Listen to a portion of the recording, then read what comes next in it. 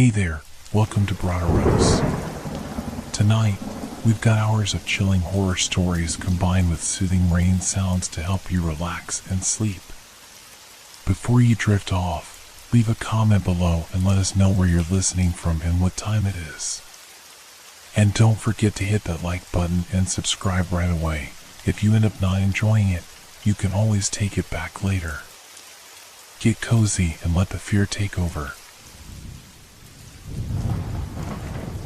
The City of Empty Eyes. It started like any other day.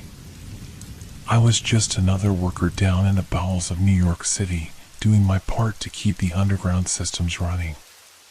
The tunnels, damp and echoing with the distant hum of trains, had never bothered me. After all, I was used to the low buzz of machinery, the occasional clink of metal against concrete, the rhythm of the labor that kept the city alive. But something was different this time. The air down there, thick with the stench of damp earth and rust, seemed heavier than usual. I had chalked it up to fatigue. Maybe I was just overworked. Maybe the claustrophobic space was starting to get to me. Yet, despite my efforts to brush it off, there was something unsettling in the air. I noticed it first in the sound. The usual hum of the tunnels, the low, constant vibration that you could feel more than hear, had a new layer to it. It was faint at first, almost imperceptible. A rustling, like paper being crumpled, or the soft scratching of claws against stone. I froze for a moment, wondering if it was just the wind or maybe some rats scampering across the walls. But it didn't feel like rats. I tried to shake off the thought. I had worked in these tunnels for years, and sure, there had been rumors of giant rats, of things that scuttled in the dark. But those were just stories, right? Nothing more than urban legends told by the older workers to scare the new guys. The city's underground was a world of its own, but that didn't mean there were monsters lurking down there. Still, as I continued my work, the sound grew more distinct. The scratching, no, the scraping of something large and heavy moved closer. My skin prickled, and I glanced over my shoulder, half expecting to see a shadow lurking in the dim light of my flashlight. Nothing. Just the same familiar walls, covered in grime and old graffiti. I tried to push it out of my mind.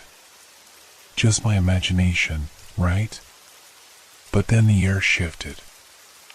I felt it, an unmistakable drop in temperature, like the heat had been sucked out of the tunnel. A draft so cold it cut through my jacket, sending a chill racing up my spine. I looked around, but nothing seemed out of place.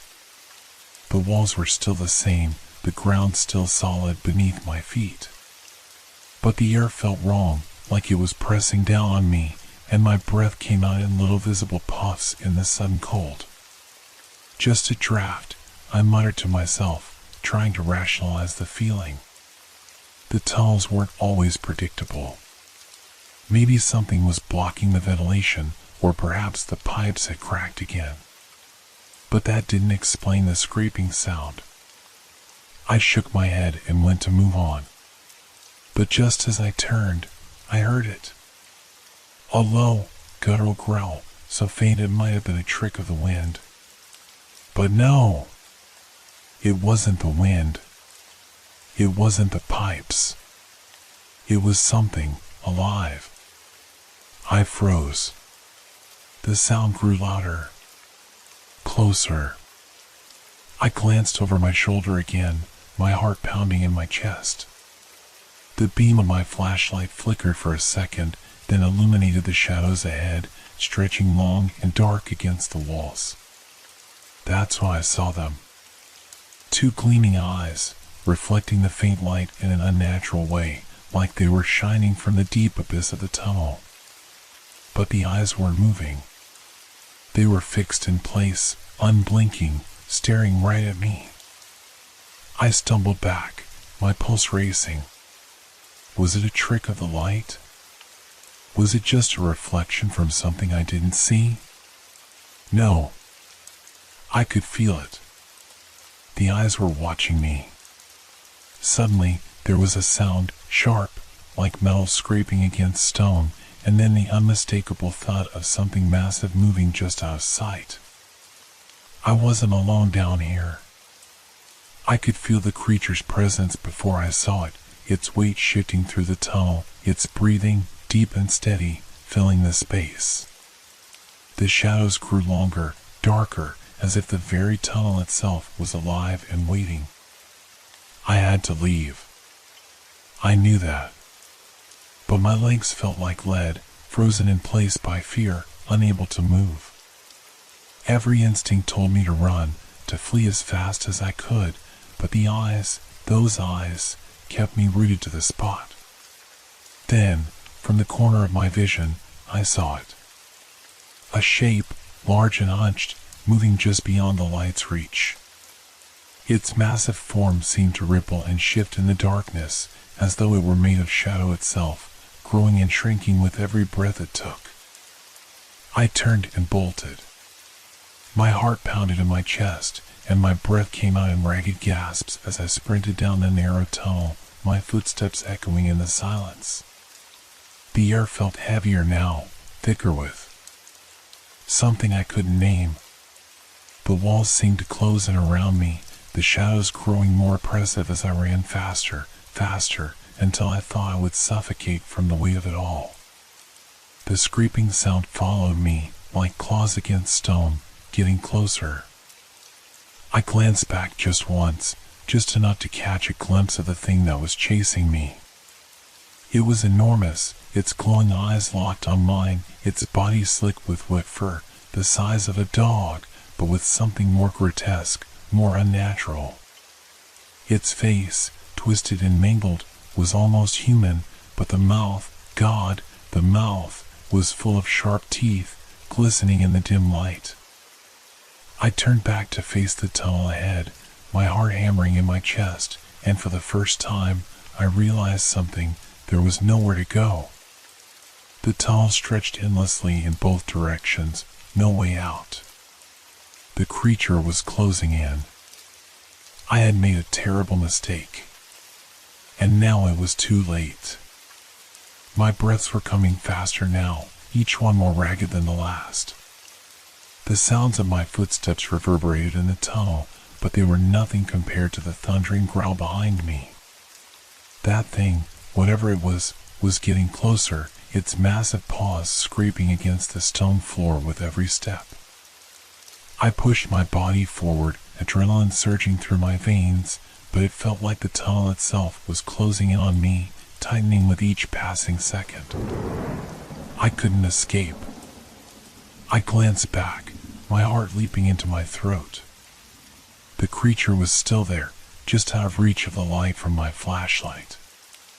But its eyes, they gleamed like twin headlights in the dark, following me without a hint of mercy. The air around me felt thick, suffocating, as though something was pulling at my chest, trying to make it harder to breathe. The cold draft from the creature's presence chilled me to the bone, and I could feel my legs beginning to shake from exhaustion, but I had no choice. I couldn't stop. Not now. I pushed harder, my feet pounding the wet concrete, the dim beam of my flashlight flickering with each desperate step. The shadows around me seemed to grow, stretching longer, darker, more distorted. The walls of the tunnel pressed in, narrowing until I felt trapped, like a rat caught in a maze with no way out. There's no escape. There's nowhere to run. That thought tore through my mind as the growl became a roar, a deep, bone-chilling sound that made my entire body freeze for a moment. It was close. Too close. I darted into a side passage, praying that it would lead to some kind of exit, some kind of salvation. But all I found was more darkness. The walls here were even more decayed, the air staler, and the echo of my footsteps rang out, amplifying the silence in ways that made my skin crawl. The growl came again, but this time it was closer. So close that I could hear the scrape of its claws against the ground, the wet sound of its breathing. It was following me, its presence so undeniable that I could feel it in the very marrow of my bones. I was running on pure instinct now, unable to think, unable to breathe. The flashlight flickered once more, casting long, stretching shadows, but then it went out. The sudden darkness was suffocating. I stumbled, my hands outstretched, reaching for something, anything, to guide me. But I found nothing but empty air.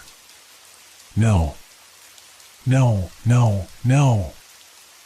I fumbled with the flashlight, desperate to turn it back on, but my hands were slick with sweat, shaking uncontrollably.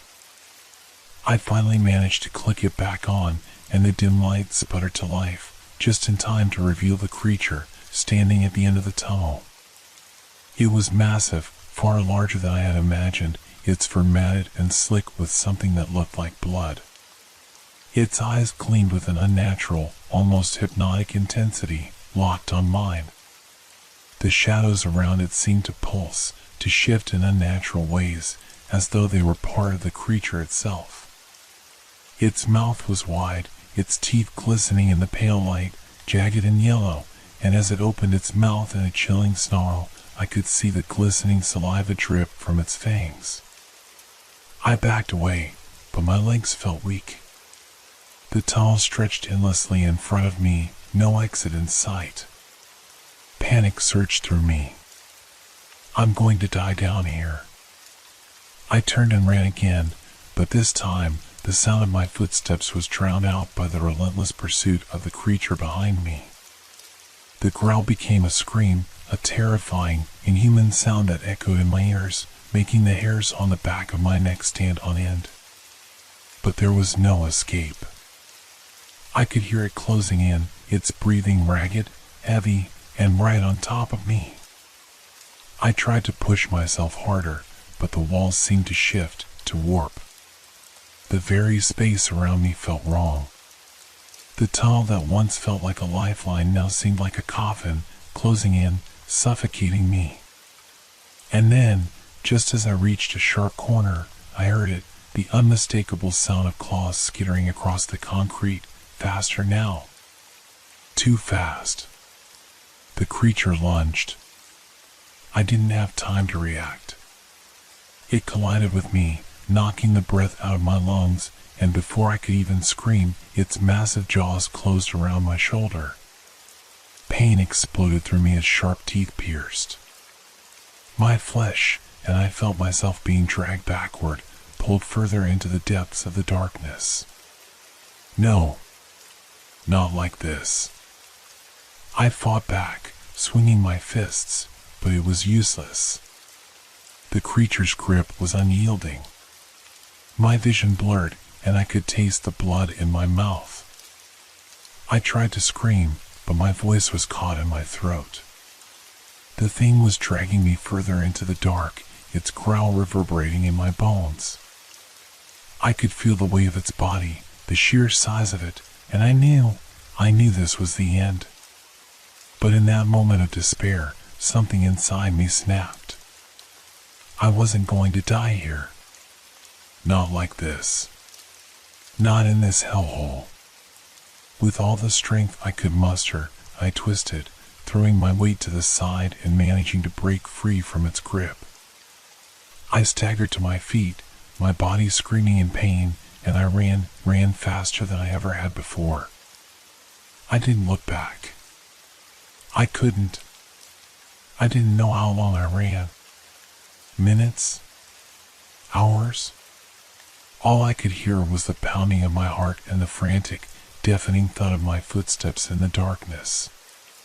The tunnel seemed to stretch on forever, and I was drowning in it. And then, I saw it. The exit. A faint light ahead, a tiny sliver of hope. I pushed myself toward it, each step feeling like an eternity. The growls were behind me now, but I dared not stop to look. I was almost there. But then, the ground gave way. 1 second, I was running toward the exit, the promise of safety just within reach, and the next, everything was gone. My foot slipped on something slick, and I fell, tumbling into the void below. I screamed as I plunged into the darkness. I don't know how long I fell. The world around me was a blur of shapes and shadows, spinning out of control. I tried to scream, but the air rushed out of my lungs, and I could feel myself losing grip on consciousness as I plummeted deeper into the abyss. The ground seemed to give way beneath me with no end in sight. It felt like I was falling through time itself, weightless, as if the tunnel had no bottom. Finally, after what felt like an eternity, I hit the ground, hard. Pain shot through my body, and I could hear something snap. My vision blurred, and I gasped for breath, choking on the dust that filled the air around me. I lay there for a moment, stunned, unable to move. The cold, damp earth beneath me felt like it was sucking the life out of me. I forced myself to sit up, every muscle in my body screaming in protest. My flashlight had fallen from my hand and rolled a few feet away, its weak beam still casting eerie shadows across the walls. The pit I had fallen into was vast, larger than I had expected. It was as if I had dropped into the very bowels of the earth itself. I took a deep breath, trying to steady myself. My shoulder throbbed, where the creature's teeth had sunk into my flesh, but the pain was bearable. The real problem was the darkness, the oppressive silence that now surrounded me. I was trapped. Panic surged again, my mind racing as I scanned the pit. The walls were jagged, as if the earth had been torn apart. There were no signs of an exit, no tunnels leading upward, just cold, empty stone stretching in every direction. It felt like I had fallen into some forgotten, forbidden place beneath the city. Focus. Calm down. I repeated the words in my head like a mantra, but they did little to ease the terror that gripped me. The growl of the creature still echoed faintly in the distance, reminding me of how close it was, how close it had been to taking me. But now, I was alone. Or so I thought. A sound reached my ears, breaking the silence. A soft, distant rustling. At first, I tried to convince myself it was nothing, just the sound of debris settling or a breeze moving through the underground labyrinth. But then, it came again. Rustle. Closer this time. I froze, my heart pounding in my chest. I couldn't tell where the sound was coming from. It seemed to be all around me, creeping along the walls. The tunnel had to have some kind of ventilation system, or maybe it was just the natural echoes of the underground. Either way, the sensation of something, or someone, moving in the shadows was enough to make my stomach churn. I gripped my flashlight tightly, my fingers slick with sweat, and slowly rose to my feet. Every instinct told me to run, to climb back out of this hellhole if I could, but the pain in my leg made it impossible to move too quickly. The fall had left me battered, but I had no choice but to keep going. I took a step forward, the crunch of gravel beneath my boots cutting through the silence. Another rustle. This time, it was much closer. I turned sharply, my flashlight sweeping the darkness. The beam barely reached the far wall before it seemed to vanish into an impenetrable void. The pit was too vast for the light to reach it all. No. It's just the shadows playing tricks. But even as I whispered those words to myself, I couldn't shake the feeling of eyes on me. Eyes that were watching, waiting. The rustling grew louder. My pulse quickened. Suddenly, I heard a low hiss. I spun around, the beam of my flashlight darting across the pit. But there was nothing there. My breath caught in my throat. I tried to steady myself, but the light flickered. Not now, not now. The hiss grew louder, more distinct, and I could feel the air around me shift. Something was definitely moving toward me. Something enormous. The shadows ahead seemed to twist and writhe as though they had a life of their own, stretching, distorting into unnatural shapes. Then, I saw them. A pair of gleaming eyes, more than one pair, in fact. And they were staring at me from all directions, hovering just beyond the edge of my light. There was no mistaking it now. The creatures were closing in. I'm not alone. The realization hit me like a ton of bricks, and I felt a cold sweat break out across my skin. My legs trembled, but I couldn't stop moving. I turned and began to run, stumbling as I tried to make my way through the pit, my flashlight flickering with every frantic step. I heard the creatures behind me now, multiple sets of claws scraping against the stone, their heavy breathing growing louder and louder. It was like a nightmare that wouldn't end, one where there was no escape. Where am I? What is this place?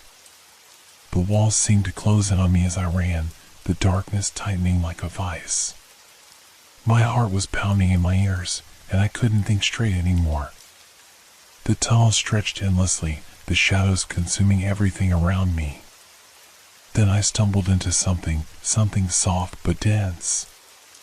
It caught me off guard, and I collapsed into it, my chest heaving in panic. My flashlight rolled from my hand, landing several feet away. I reached out, my fingers brushing against the surface of what I had tripped over. It was smooth, cold, metal. A grate. I dragged myself to it, my hands trembling as I searched for a way to open it, but before I could do anything, I heard the unmistakable sound of claws on stone. I spun around, just in time to see a shadow emerge from the darkness, a massive shape, its eyes burning like twin embers. I was trapped. And then, from the very depths of the pit, I heard a voice. Leave him. He's mine. The voice was cold, calculating, and so familiar that it sent a chill through my spine. It was the same voice I had heard earlier, the one that had commanded me in the tunnels. But now it was different. It was stronger, more powerful. Before I could react, the massive creature lunged toward me. The creature's jaws snapped shut inches from my face, and I froze, paralyzed by fear. Its hot breath was a gust of suffocating air that made my chest tighten. The eyes, those gleaming, hypnotic eyes, were locked onto mine, and in that moment, I knew there was no escape. I couldn't breathe. I couldn't move. It was as though the world had narrowed down to this single, crushing moment. But then, just as the creature's maw hovered above me, poised to strike, I heard it again. The voice. The same cold, calculating voice that had commanded the town's residents. The voice that had pulled me into this nightmare. Leave him. He's mine. The words echoed through the darkness, vibrating against the walls of the pit. The creature hesitated, its massive form tense, its claws flexing in a strange, almost reluctant pause. It growled in confusion, then slowly withdrew, stepping back into the shadows. I could hardly believe it. The pressure on my chest eased, but I didn't dare move. My mind raced, trying to process what had just happened. A shadow flickered at the far edge of the pit, and then I saw it, a figure, emerging from the darkness. It was tall, impossibly tall, cloaked in a dark robe that billowed around it like smoke. The figure's face was hidden beneath the hood, but I could feel its eyes, those eyes, on me, piercing into my very soul. It was the voice. The figure stepped forward, its movements slow, deliberate, and yet there was a terrible power in its every motion. As it neared, I felt my body grow heavy, like an invisible weight was pressing down on me. The creature in the shadows growled one last time before retreating further into the darkness, its eyes still fixed on me. And then, the voice spoke again, but this time it was more than just words. It was a command, a force that seemed to come from deep within me. Stand up. I felt the compulsion to obey, the weight of the command like a heavy chain wrapped around my limbs. It was as if my body no longer belonged to me. I rose to my feet, my muscles screaming in protest, but I couldn't stop. The figure's presence was suffocating, controlling, and I had no choice but to obey. Come. I stumbled forward, each step taken with an effort that drained me. My body moved against my will, and I could feel the creature's eyes upon me, watching from the dark. My mind screamed to stop, to turn and run, but I was powerless. The figure led me deeper into the pit, past the metal grate, into a passageway that seemed to spiral further and further into the earth. The walls were damp, slick with moisture, and the air was thick with the smell of decay. The further we went, the colder it became, until I could see my breath in front of me in misty clouds. Where is it taking me? I tried to force my thoughts into something coherent, but the compulsion to obey the figure was so overwhelming that my mind felt like it was being twisted, stretched thin with each step. I was drowning in it. Eventually, we reached a chamber, its size impossible to judge in the darkness. The only source of light was a faint glow that seemed to come from the walls themselves, a strange, pulsing energy that made the entire space feel alive. The air hummed with a low, vibrating sound, like 1,000 voices whispering just beyond the edge of hearing. The figure stopped in the center of the chamber, and without a word, it raised its hand. The ground beneath me rumbled, and I felt the weight of the earth shift as if it were alive. I stumbled forward, unable to stop myself, until I was standing in front of an altar. It was made of dark stone, worn smooth with time, and covered in symbols I couldn't begin to understand. Atop the altar, there was a single object, a crystal, glowing with an eerie blue light. It pulsed in rhythm with the whispers in the air, as though it were breathing. The figure turned toward me, and for the first time, I saw its face. It wasn't human. Its skin was pale, almost translucent, and its eyes were wide, black voids that seemed to consume the light.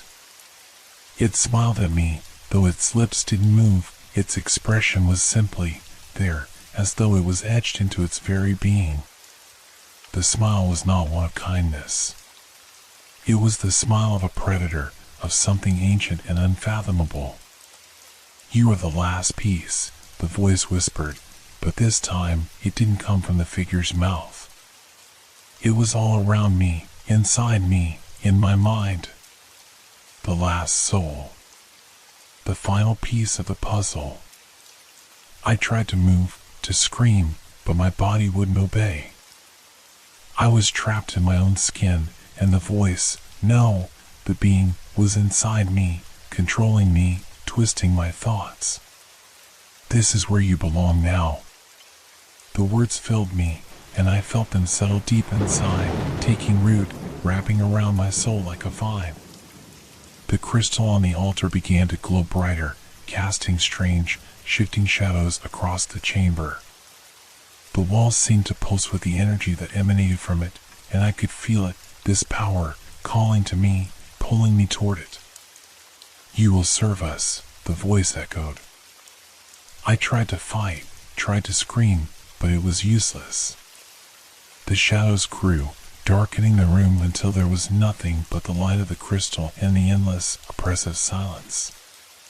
And then, just as the world seemed to close in around me, the chamber began to tremble. The tremor in the chamber grew stronger, shaking the very foundations of the underground space. The walls cracked, sending jagged pieces of stone tumbling to the ground. The crystal on the altar flared brightly, its light flashing in quick bursts, as if it were alive, feeding off the terror in the air. It knows what I'm thinking. I could feel the thoughts trying to break free, my own thoughts, desperate, panicked, struggling to surface, but they were drowned out by the overwhelming force of the voice that still echoed inside my head. It's too late to fight. It's too late to escape. The figure raised its hand again, and the ground rumbled beneath my feet. The air grew thick, like it was pressing in from all sides, suffocating me. My knees buckled, and I fell to the cold stone floor, gasping for breath. The figure's eyes, those deep, empty voids, focused on me with an intensity that made my heart race. "You will understand soon," it whispered. A piercing, almost deafening shriek echoed through the chamber. My blood ran cold. The sound was not just noise, it was a vibration that crawled under my skin, into my bones. I could feel it in the marrow of my being, in my teeth, in my skull. The very air itself seemed to scream. And then, a shadow moved. The creature, the one that had lurked in the darkness earlier, stepped into the light. Its form was monstrous, its massive body more terrifying than before. The long claws scraped against the stone floor, the sound like metal against metal, sharp and grating. Its eyes glowed, burning like the embers of a dying fire, and it made its way toward me, each step deliberate, slow, as if savoring the moment. It's coming. It's coming for me. But I couldn't move. I couldn't even raise my arms to shield myself. My body was frozen, my mind trapped in the nightmare that was unfolding before me. The figure standing above me spoke again, but its voice was different this time. It was colder, more final. "You will serve." The words didn't just fill my ears, they filled my mind. I felt them carving their way into my consciousness, erasing everything that I was, everything I had been. It was as if the very core of me was being torn apart, slowly, methodically, until nothing was left but an empty shell. The creature's eyes bored into me, as though it could see inside my very soul. Its breath was foul, hot and heavy, and it hovered just behind me, its presence suffocating. The figure raised a hand, and the crystal on the altar pulsed, sending a shock wave of energy through the room. The air shifted, the temperature dropped. And then I felt it, cold hands gripping my shoulders. It wasn't just the creature anymore. It was the presence of something far older, far more powerful. The figure stepped closer, its form now hovering over me. I could feel its fingers curling into my skin, pulling me into the very center of the power that was consuming the chamber. I had no will left to resist. And then, as if a switch had been flipped, everything changed. The darkness closed in around me. The walls of the chamber seemed to dissolve, the stone melting away into the air. The crystal's light intensified, and the ground beneath me began to crack apart, as if the very world was falling into itself. "No!" I screamed, but the voice that came out of my mouth was not my own. It was hollow, empty, void of all humanity. I could see it now. The truth that had been hidden from me, the reason for everything. The city, the people, the creatures in the shadows, it was all part of this. All of it had been leading up to this moment, to this final, inevitable end. "You are the last one," the figure whispered, its voice resonating deep within me. "The final piece. And now, we are whole." I tried to resist, to fight back against the force that was controlling me, but it was futile. My mind was no longer my own. The whispers, the commands, they filled me, consumed me, until there was nothing left of the person I had been. And then, as the darkness swallowed me whole, I felt the cold hands tighten around my throat. The final breath I took was the last vestige of my own will before it was extinguished. The city outside continued as it always had, but it was no longer the city I had known. The eyes, the empty, vacant eyes of the people, stared into the void, controlled by an unseen force. And I, too, had become one of them.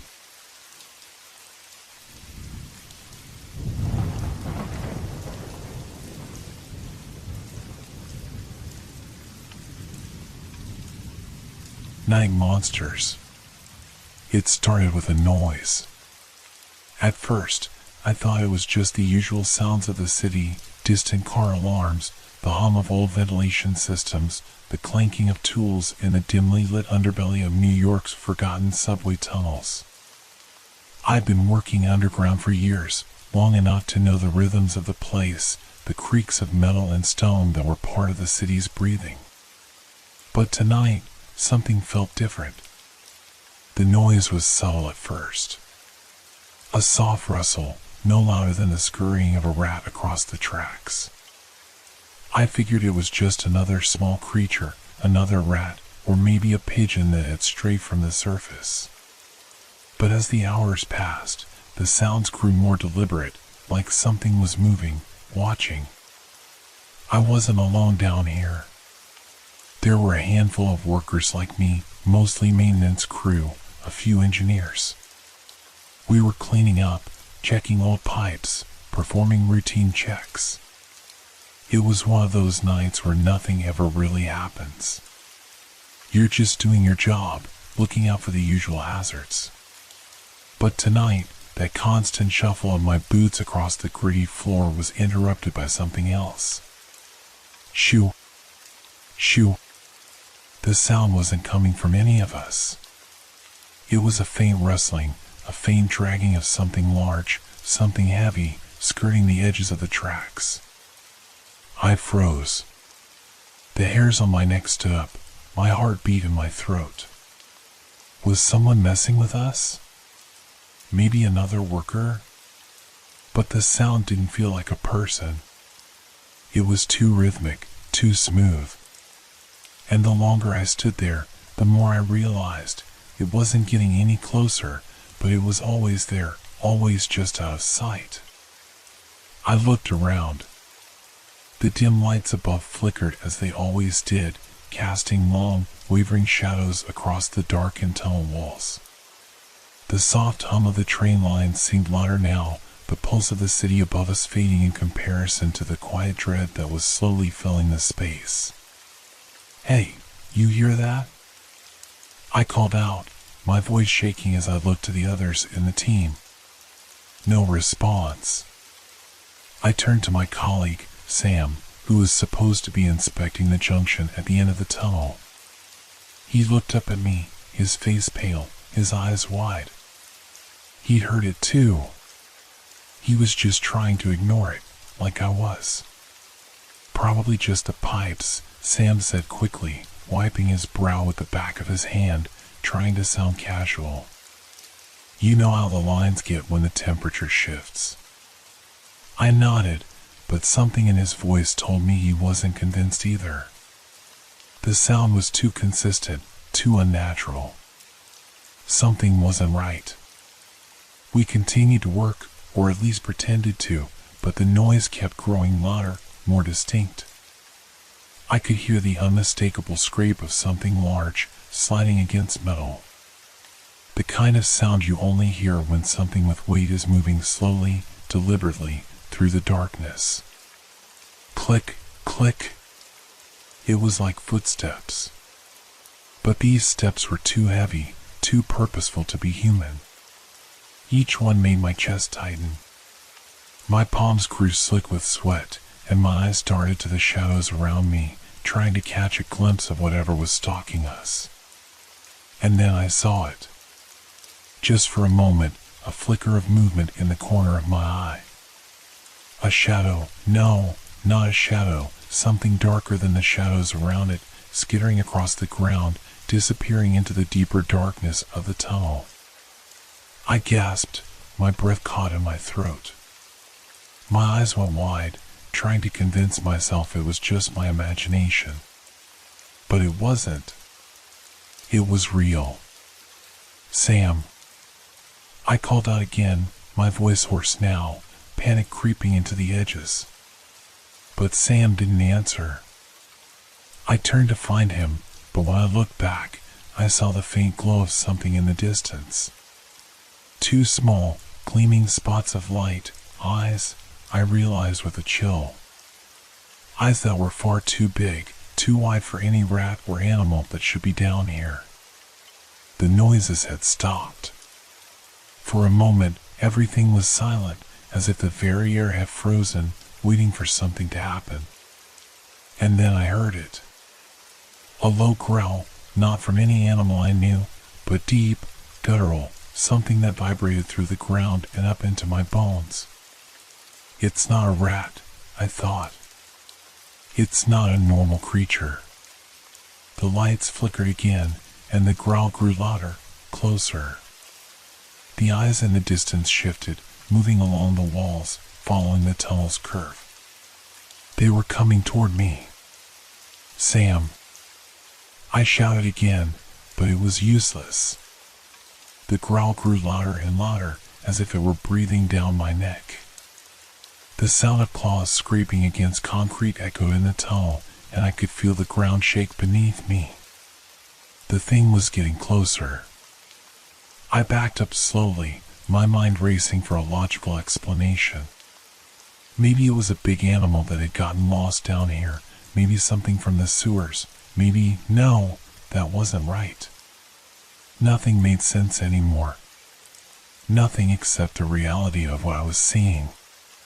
The eyes were too big. The growl was too deep. And the shadows weren't just shadows anymore, they were moving, they were alive. I ran. I didn't look back, not even once. My heart pounded in my chest as my feet pounded against the old, cracked concrete. The growl behind me faded, but it was still there, still following me, stalking me from the dark corners of the tunnel. I turned the corner quickly, gasping for breath, adrenaline pumping through my veins, my mind screaming at me to get out, to get to the surface. But as I rounded the corner, something stopped me dead in my tracks. The tunnel ahead of me was blocked. A massive, twisted figure stood at the end of the tracks, its silhouette dark against the faint light from the other end. It was huge, its body lurching in an unnatural way, its form so large I could barely make out its full shape in the dim light. I couldn't escape. And whatever it was, I was its prey. What the hell are you? I thought in a panic, but I already knew the answer. Something old. Something hungry. Something waiting in the shadows. The sound of claws clicking against the concrete started again. And then, darkness. I woke to the sound of my own breathing. Deep, erratic, my lungs burning with the effort of trying to calm myself, trying to escape the suffocating panic that clung to me like a thick fog. My hands were shaking as I pushed myself up from the cold concrete floor. The tunnel was quiet again, eerily so. For a moment, I thought I had imagined it all. The eyes, the growl, the shadows in the dark. But I knew better. The surface was still a long way off, and the tunnel stretched ahead like a dark, endless maw, waiting to swallow me whole. I had to keep moving. I didn't know what it was that chased me, but I was sure of one thing, it wasn't finished with me yet. I stumbled forward, my boots scraping along the gravel as I hurried down the track. The faint flicker of the overhead lights cast long, wavering shadows across the tunnel walls, making everything seem alive, as if the darkness itself was stretching toward me, reaching for my legs, my arms, my very soul. Shoo! Shoo! There it was again. The soft rustling, that creeping shuffle. Too quiet to be anything human, too deliberate to be a trick of my mind. My heart raced. The shadows around me seemed to pulse, thickening with each step I took. Something was out there, waiting. I quickened my pace, pushing myself harder, ignoring the burn in my legs and chest. The sound followed, keeping its distance but never quite fading. I could hear the faint sound of nails scraping against stone, the gentle shift of something heavy moving just beyond my line of sight. I needed to get out. I needed to get to the surface. But the tunnel was a labyrinth. No matter how far I ran, it felt like I was only going deeper into the heart of the earth, into the maw of whatever hunted me. Why is it following me? The question spiraled in my mind, mingling with panic and confusion. What did it want? Was it a natural predator, some animal twisted by the city's dark underbelly? Or was it something older, something that had always existed beneath the surface, waiting for a chance to strike? I didn't know the answer. I didn't even know what it looked like, only the eyes. The eyes that glowed like tiny stars in the dark, watching, waiting for me to make a mistake. Suddenly, a sharp sound broke through the silence, a high-pitched, shrill screech that echoed through the tunnel, sending a jolt of terror through my spine. My legs froze. The air around me seemed to thicken, like the atmosphere itself had become a weight, pressing down on my chest. Then the growl came again. Deeper this time. Louder. I didn't dare to turn around. The beast was too close, and I could feel its presence now, thick like a cloud, wrapping around me, suffocating the air. I could almost feel its breath, hot and rancid, against the back of my neck. I ran. But this time, I didn't just hear the footsteps behind me. I felt them. The ground trembled beneath my feet, a deep rumble that seemed to shake the very foundations of the tunnel. Something massive was moving, something with power that made the earth itself shudder in fear. I could hear it, its claws scraping, its body scraping against the walls as it pushed through the narrow tunnel. It's gaining on me. I turned the corner again, hoping to lose it in the twists and turns of the underground. But just as I did, a cold wave of dread washed over me. The tunnel ahead of me had changed. There, in the distance, I saw it again. Two glowing eyes. But they weren't just staring at me from the shadows. This time, they were moving. Closer. Watching. Hunting. I couldn't outrun it. There was nowhere to hide. The tunnel was closing in on me, the walls narrowing, the shadows pressing in. I couldn't think. I just had to survive. I sprinted toward the wall, desperate for something, anything, to use as a weapon. My hand found a rusted pipe, long and jagged, and I swung it at the darkness, trying to push back the suffocating dread that clung to me. But the growl only grew louder. A sudden light flashed, far in the distance, flickering like the dying flame of a candle. My heart jumped. It was a train. It had to be. If I could just reach it. But the light blinked out. No. I didn't look back as I ran faster, my breath ragged, my body screaming for relief. The darkness had become thick, like a living thing, pressing on me from all sides. I could hear it, feel it, closer than ever. Shoo. Shoo. The soft scrape, the shuffle, followed by the heavy, guttural growl. Closer. Every step I took, it took two. I was losing. The thought was undeniable. There was no escape. I glanced over my shoulder, and there it was, a glimpse of something large, far too large for any rat. A hulking, twisted form, its body covered in something like scales or fur, with eyes that glowed a sickly yellow, far too wide, too hungry. It was a nightmare come to life. I stumbled. My foot caught on something.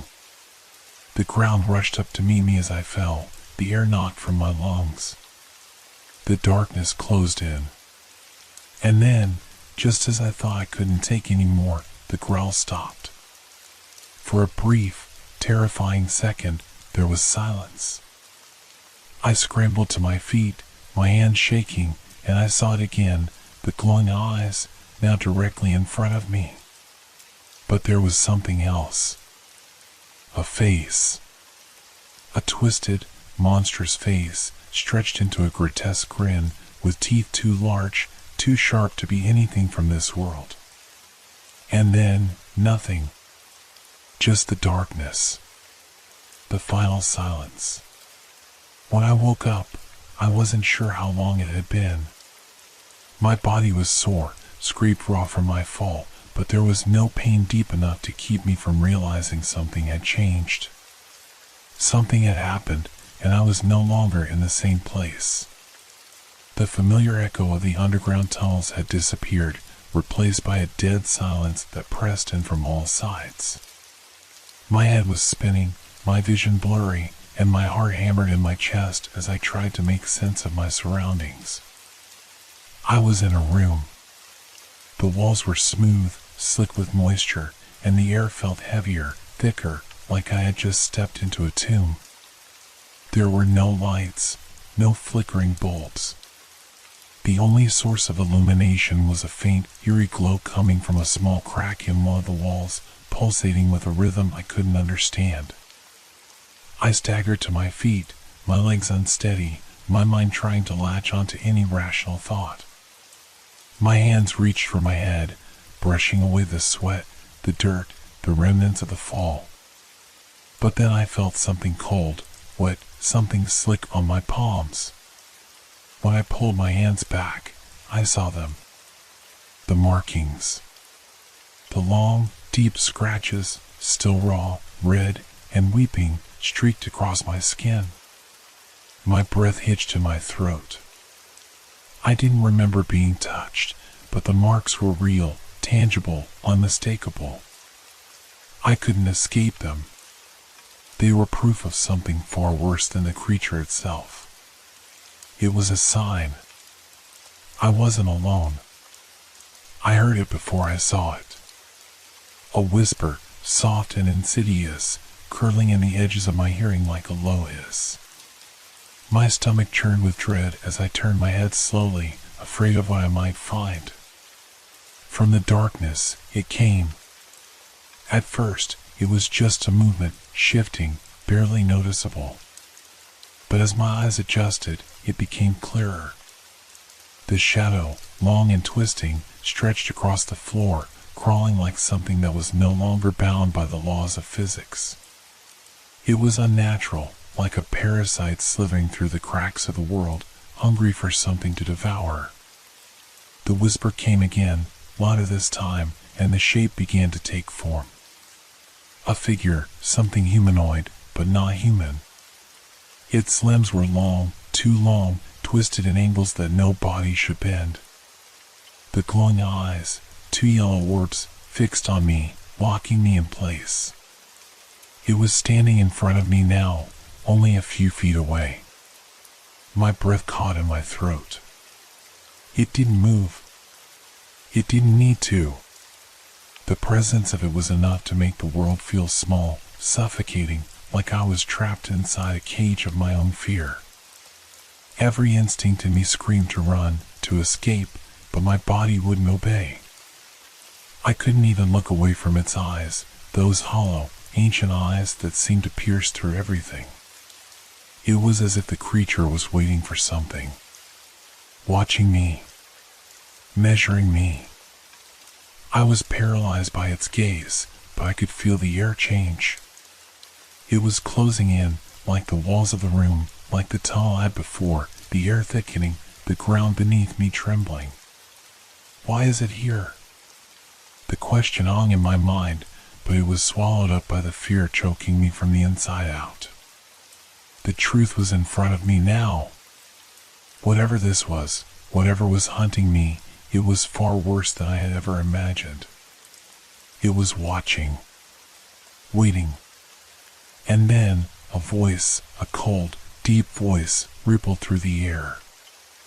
It wasn't human. It wasn't anything I had ever heard before. "You are not meant to be here." The words were like ice, freezing my blood in my veins. I wanted to scream, to run, but I couldn't make a sound. I was trapped in this horrible moment, frozen in time. The figure stepped forward, and I could see its face now, if you could call it a face. Its skin was pale, stretched too thin, the surface almost translucent. I could see the veins, the sinew beneath, as though it were wearing the skin of a dead thing. Its mouth opened, too wide, splitting into a grin that stretched unnaturally across its face, revealing rows of teeth, too many teeth, long and serrated. "It has begun," it whispered, its voice now a slithering hiss that scraped against my very soul. "There is no escape now." The ground trembled again, and I felt a jolt of terror course through me. This thing wasn't just waiting for me, it was part of something much larger. It wasn't alone. It was only the beginning. I snapped out of my trance, a flicker of survival instinct breaking through the haze of fear. I had to move. I had to get away. My body responded before my mind could catch up. I turned, stumbling through the darkness, my hands outstretched, searching for a way out. The whispering voice followed me, growing louder, more insistent, as though it were inside my head. It wasn't just the creature anymore. The walls were alive, closing in, their twisted whispers joining in a chorus of madness. I felt something scrape against my leg, sharp and cold, and I screamed, jerking away, but when I looked down, there was nothing there. Nothing but the cold, slick floor beneath my feet. The whispering grew louder, and with it came a new sound, a deep, guttural growl that made the air vibrate. I spun around, and in that instant, I saw it. 100 glowing eyes, flickering in the darkness, surrounding me. The shadows were alive, pulsing with hunger, closing in from every side. I tried to run, but my legs wouldn't carry me fast enough. The growl turned into a roar, a sound that shattered the silence, and I knew it was too late. The darkness had swallowed me whole. And I could feel it, something was pulling me down, pulling me into the abyss. The last thing I heard before the world went black was a whisper. "It's time." I didn't know how much time had passed when I woke up again. The weight of the darkness was crushing, suffocating. It felt like I had been submerged underwater, the pressure of it all bearing down on me. My body ached as I forced my eyes open, though the world around me remained pitch black. My chest was tight, my breath shallow. I could still hear the growl, that low, guttural sound reverberating in the distance, and it set my nerves on fire. It wasn't over. It was only beginning. I tried to sit up, but my legs were unresponsive, as though I had been bound to the floor by invisible chains. Panic surged through me, but I couldn't move. My fingers twitched, desperately searching for something to grasp, but there was nothing but smooth, cold stone. I was trapped. Focus. Think. Get up. The voice inside my head was my only ally now. The terror had already taken hold, but there was still a flicker of rationality buried deep within me. I had to escape. I had to find a way out of this nightmare before whatever was hunting me finished the job. I pulled my arms under me, gritting my teeth against the sharp pain that shot through my shoulders as I pushed myself upright. My head spun, but I kept going. The growl rumbled again, louder this time, closer. It was getting nearer, like a storm on the horizon, gathering momentum. I managed to steady myself, my hands pressing against the cold surface beneath me as I finally rose to my feet. The air was thick with the scent of decay, a smell that made my stomach churn. My heart hammered in my chest as I stumbled forward, my breath ragged, my legs weak beneath me. And then I heard it, the unmistakable sound of movement, a soft, eerie rustling behind me. I froze, my body seizing with terror. My eyes darted over my shoulder, but there was nothing there. Just the same impenetrable darkness. But I knew it was there. I could feel it. It's watching you. The voice echoed in my mind, its malicious tone sending a shiver down my spine. I was being hunted. There was no other explanation. The shadows were alive, closing in from all sides. I could hear the scuttling, the sharp, skittering noises coming from the walls, the ceiling, beneath the floor. Something was moving, circling, stalking me. I swallowed hard, my throat dry, my mouth full of bitter panic. I turned and began to move, as fast as I could in the darkness, but the ground beneath me was uneven, jagged. My foot caught on something soft, damp, and I stumbled, crashing to the floor with a sickening thud. Pain shot up my arm, but I didn't care. I scrambled to my knees, my breath coming in ragged gasps, my heart racing in my chest. It was close now. I could feel its presence, creeping closer with every passing second. I had no choice but to push myself forward. There was nothing here, no shelter, no escape, but I had to try. My hands brushed across the cold stone, searching for something, anything, to help me survive. I had no plan. I had no direction. I was just running, stumbling in the dark, desperate to get away. The growl came again, louder this time, shaking the ground beneath me. It wasn't just one sound, it was a chorus, a symphony of monstrous growls that vibrated in my bones. It wasn't just one creature. There were more. I pushed forward, my mind spinning. I couldn't think. I couldn't breathe. The growls grew louder, closer, until they were all around me. The shadows swirled, shifting like liquid, forming shapes, figures, creatures that I couldn't fully comprehend.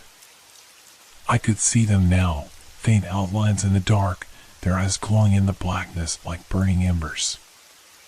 I was surrounded. I stumbled backward, my back hitting the cold, damp wall of stone.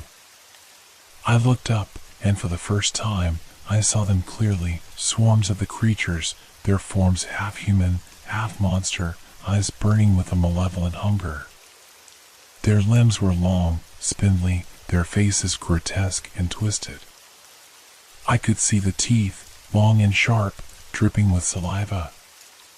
And then, in the center of the swarm, there was one, larger than the rest. It stepped forward, its eyes fixed on me with an unblinking stare. It was the same creature from before, the one with the wide, twisted grin. Its mouth opened, impossibly wide, and its voice slithered through the air like a serpent. "You cannot escape," it whispered, its voice echoing in my skull. "You are already ours." I was paralyzed, trapped in its gaze. The creatures circled around me, closing in from every side. My heart was in my throat, my breath shallow, my limbs shaking. There was no way out. There was nowhere to run. I wanted to scream, to fight back, but I couldn't move. I couldn't even think. The fear had consumed me, turning my body into stone.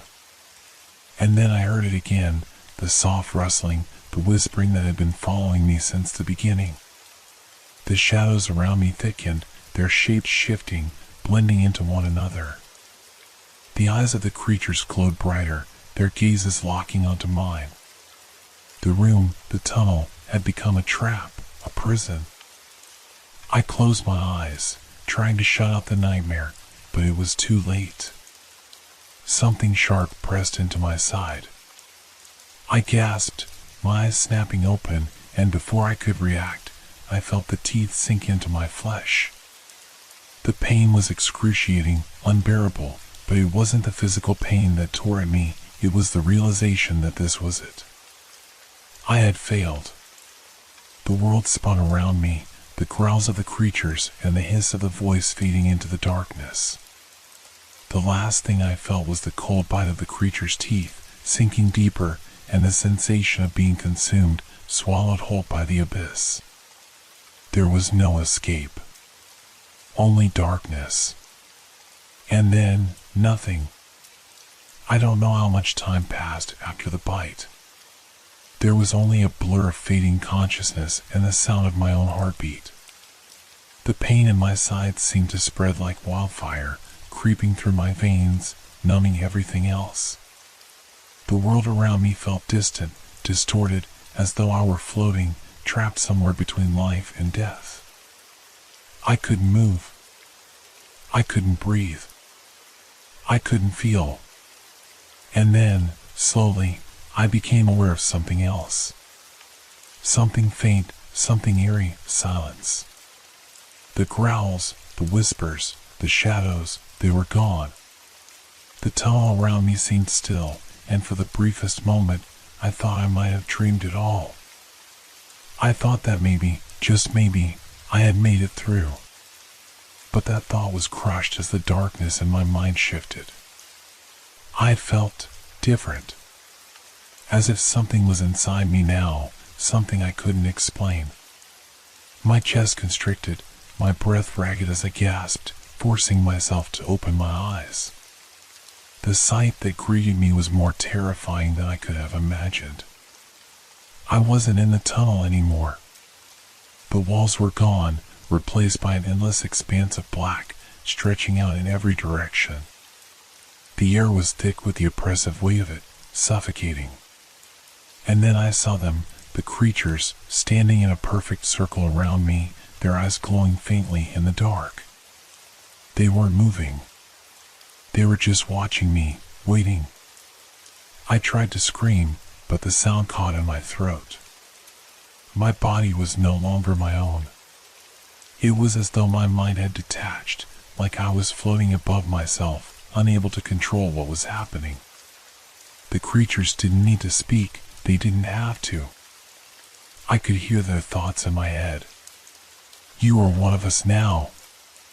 The voice was not a sound, but a presence. It flooded my thoughts, drowning me in its suffocating force. I wanted to fight it. I wanted to scream, to break free, but the more I tried, the harder it became to hold on to myself. We are part of the darkness. You are part of us now. I felt their coldness in my bones, their hunger in my veins. The darkness inside me spread, like a disease, devouring everything I had once been. You were never meant to escape. The words reverberated through me, shaking me to my core. I had run. I had fought. But none of it mattered. The creatures were the true rulers of this place. They were the darkness, and they had always been. I was just another soul to be consumed by them. My hands trembled, a cold sweat slicking my skin as I looked around, searching for any sign of escape. But there was nothing. Only the black void, stretching on forever. Then, one of the creatures stepped forward, its eyes burning with malevolent fire. The others followed, closing the circle around me. Its face was grotesque, twisted, a mass of shadows and teeth. It grinned, a cruel, mocking smile that seemed to stretch far too wide for anything human. I tried to speak, to beg for mercy, but the words didn't come. I couldn't form a sound. I was nothing now, just an empty shell. The creature's mouth opened, revealing rows of jagged, razor-sharp teeth. It leaned in close, its breath hot and foul against my skin.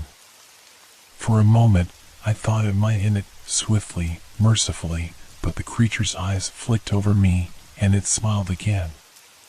No, not yet. And then, the other creatures began to move. Their long, spindly limbs reached out, pulling me toward them. The darkness was thickening, suffocating. The creatures' whispers were drowning me, their voices melding into one. I could no longer hear my own thoughts. I could no longer hear anything at all. The pain in my side flared again, but this time it wasn't just physical. It was spiritual. It was as though my very essence was being ripped apart, torn from my body and absorbed into the cold, dark abyss that surrounded me. You were ours. The last thing I saw was the creature's face, its eyes wide and unblinking, staring into mine.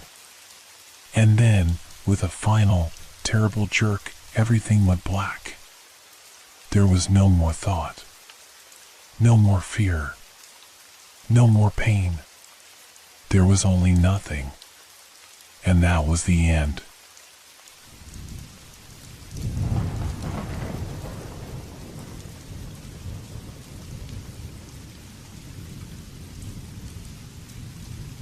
The Legend of the Werewolves. It was the cold, unforgiving winds of Wyoming that first made me uneasy.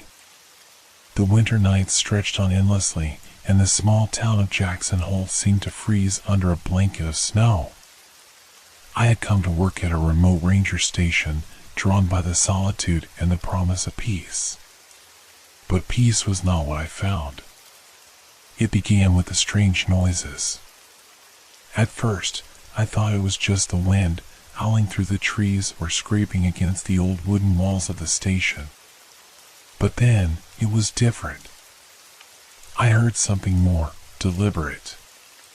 A faint scratching, as if something or someone was trying to get inside.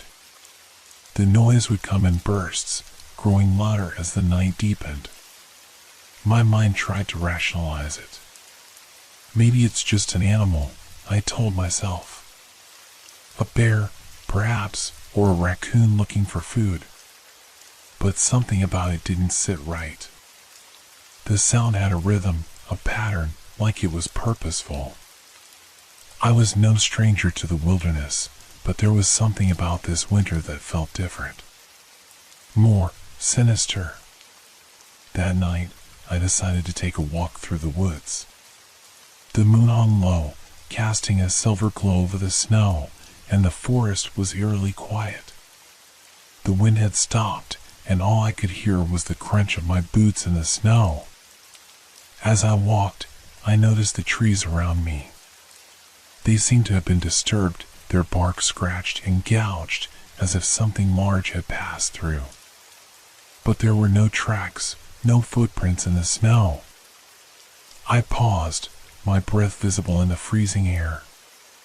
That's when I heard it again.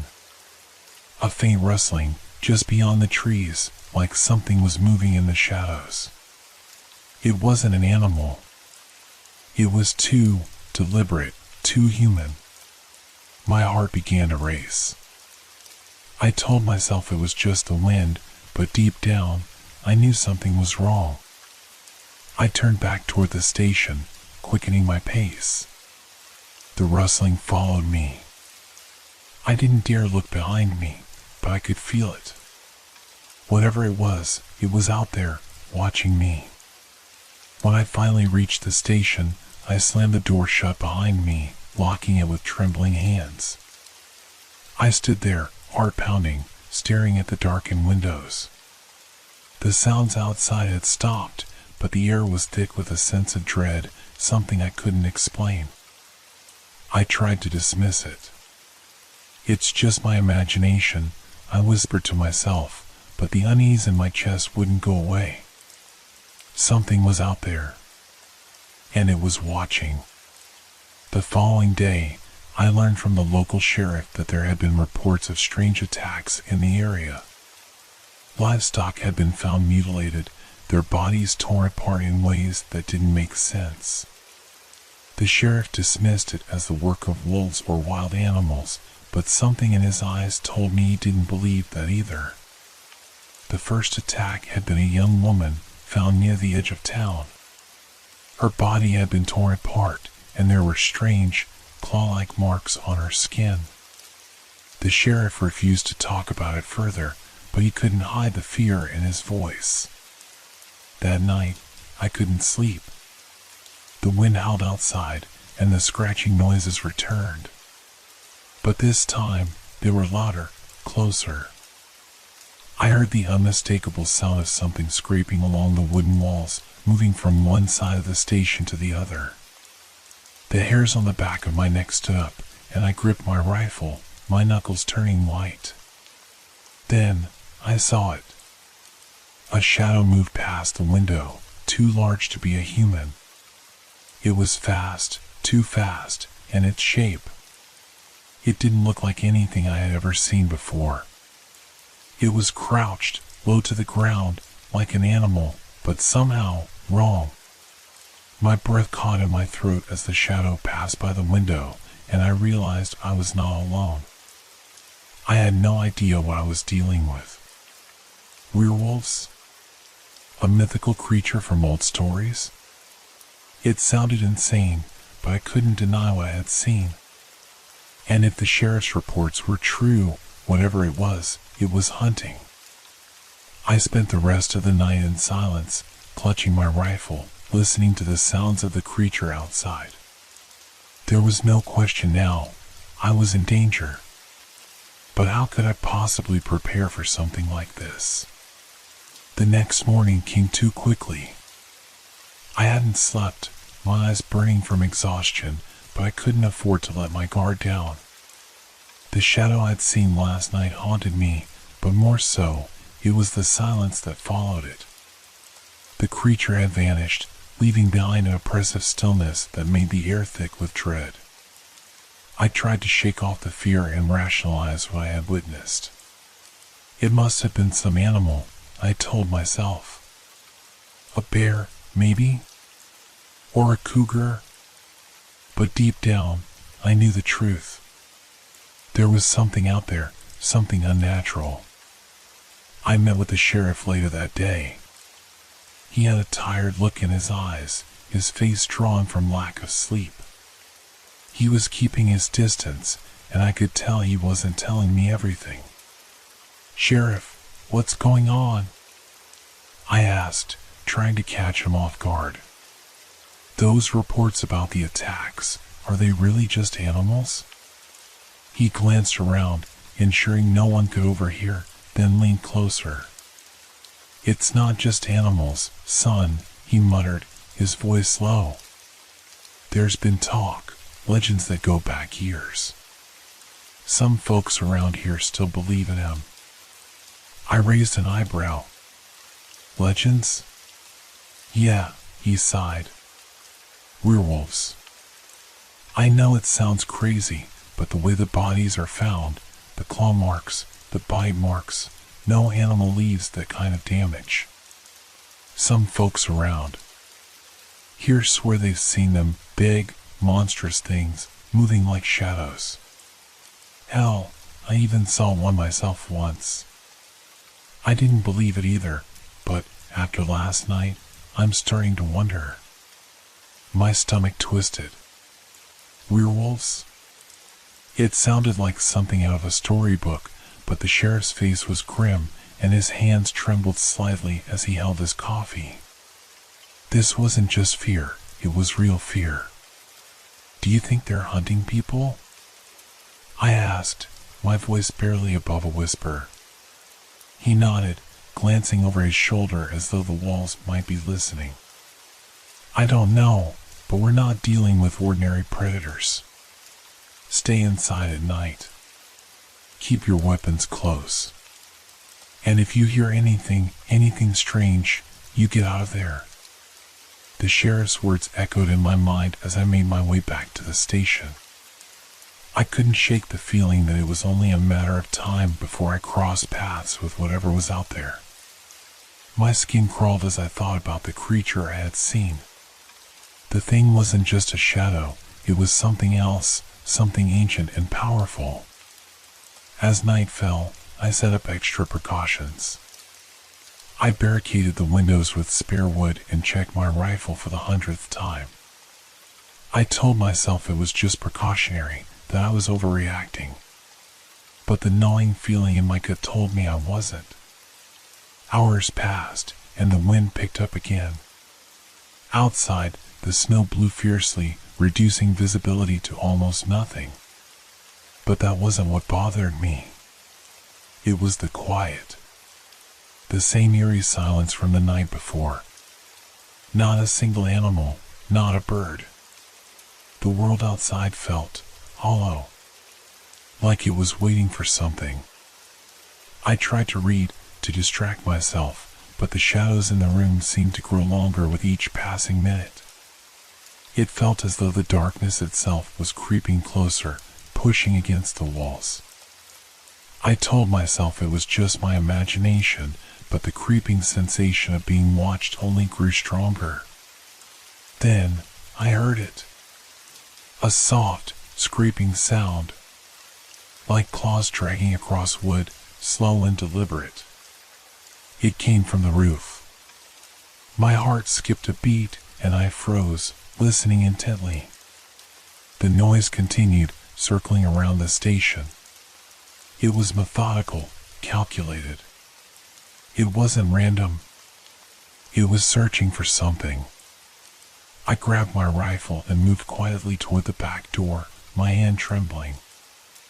I had to know what it was. I had to face it. I opened the door just a crack, the cold air rushing in, but I barely felt it. My senses were overloaded, every part of me focused on the sounds outside. The scraping was closer now, moving toward the side of the building. I took a deep breath and stepped out, keeping low.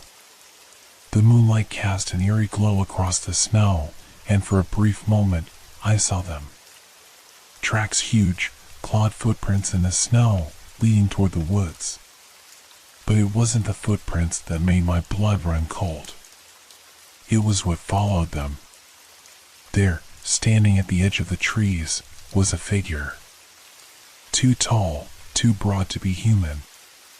It was crouched, its back hunched, with its head lowered as if sniffing the air. The thing had the body of a man, but its limbs were too long, its hands too large.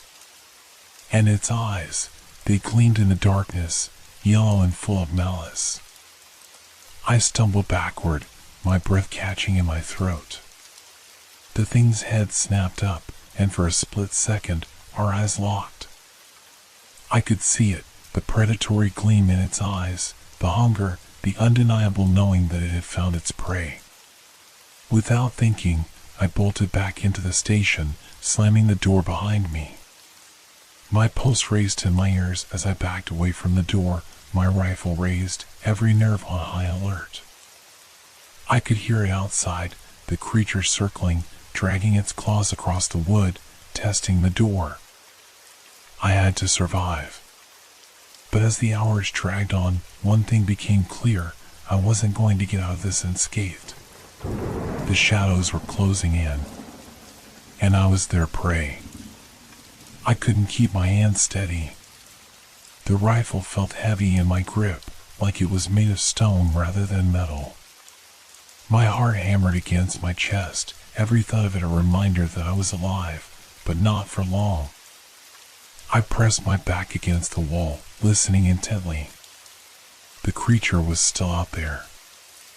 I could hear it, low growls mixed with the scraping of claws, the sound reverberating through the wood like it was testing for weakness. I wasn't sure how much time had passed since it first appeared. Minutes? Hours? All I knew was that I couldn't stay hidden forever. The creature was relentless, and I could feel its gaze lingering, waiting for the right moment to strike. But there was something else, too. A gnawing feeling at the back of my mind, a growing sense of dread that was not just the fear of the creature outside, but something more. Something I couldn't put my finger on. Then, I heard it, the unmistakable sound of footsteps in the snow, moving slowly and deliberately. Not the creature, but someone else. A voice broke through the silence, too faint to understand at first, but then it became clearer. It was the sheriff. "Don't move," he called, his voice muffled by the walls. "I'm here. Stay inside. I'll handle it." The relief that flooded through me was immediate, but short-lived. The sheriff had warned me not to trust anyone who ventured out at night. There was no way he could have known about the creature. And how could he be so calm? I crept to the door, pressing my ear against it. The sound of the sheriff's footsteps grew louder, coming closer to the station. But then, just as quickly, they stopped. A silence, thick and suffocating, replaced the crunch of snow beneath boots. I held my breath. Something wasn't right. The sheriff should have been at the door by now, should have called out to me, but there was nothing. No sound, no voice. Then, from the corner of my eye, I saw movement. A shadow darted past the window, low to the ground. My breath hitched in my chest. The creature was not alone. I snapped my attention back to the door. It had to be a trick of my mind, a fear-induced hallucination. But no, the figure outside was real.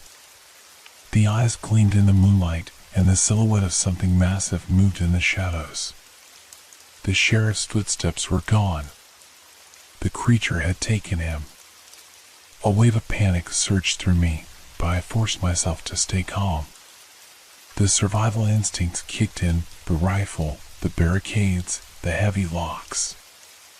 I had to make it through the night. The darkness was pressing in, but I couldn't let it consume me. I grabbed the rifle with both hands, checking the chamber once more. If the creature, whatever it was going to get in, I needed to be ready. But I had no illusions. I wasn't prepared for what lay outside. I wasn't even sure what it was. It wasn't just a werewolf. It was something older, something ancient. The wind picked up again, howling through the trees and rattling the station's walls. The creature outside seemed to grow quiet, almost as if it was waiting for something. The silence stretched on, and every creak of the floorboards beneath me felt like an eternity. Then came the sound I feared most, a slow, deliberate thud against the door. My breath caught. The creature was trying to break in. I could hear the claws scrape against the wood, like a giant, monstrous beast testing the doorframe, each strike echoing through the hollow space. I stepped back from the door, my heart pounding in my throat. The only thing I could do was wait. But what if waiting was worse? What if the creature knew I was hiding and was toying with me? I thought back to the sheriff's warning. I had to be smart. I couldn't afford to panic. I heard it then, the sound of breathing, ragged and heavy, just outside the door. It was close. Too close.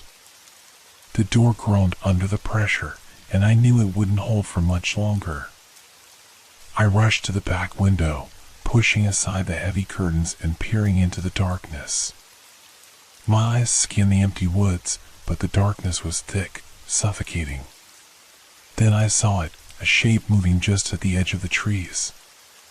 Something hunched, its long limbs stretched impossibly far, its head swinging left and right like it was sniffing for me. A low growl rumbled from the creature's throat, and I could see its eyes, those predatory eyes, locked onto mine. There was no mistaking it now. It was a hunter, and I was its prey. The window rattled as the thing outside pounded against the walls, its claws scraping across the wood. I stumbled backward, my pulse racing as I fumbled with the rifle, my hands slick with sweat. I had to act. I couldn't let it take me like the others. Then, in the distance, I heard something else.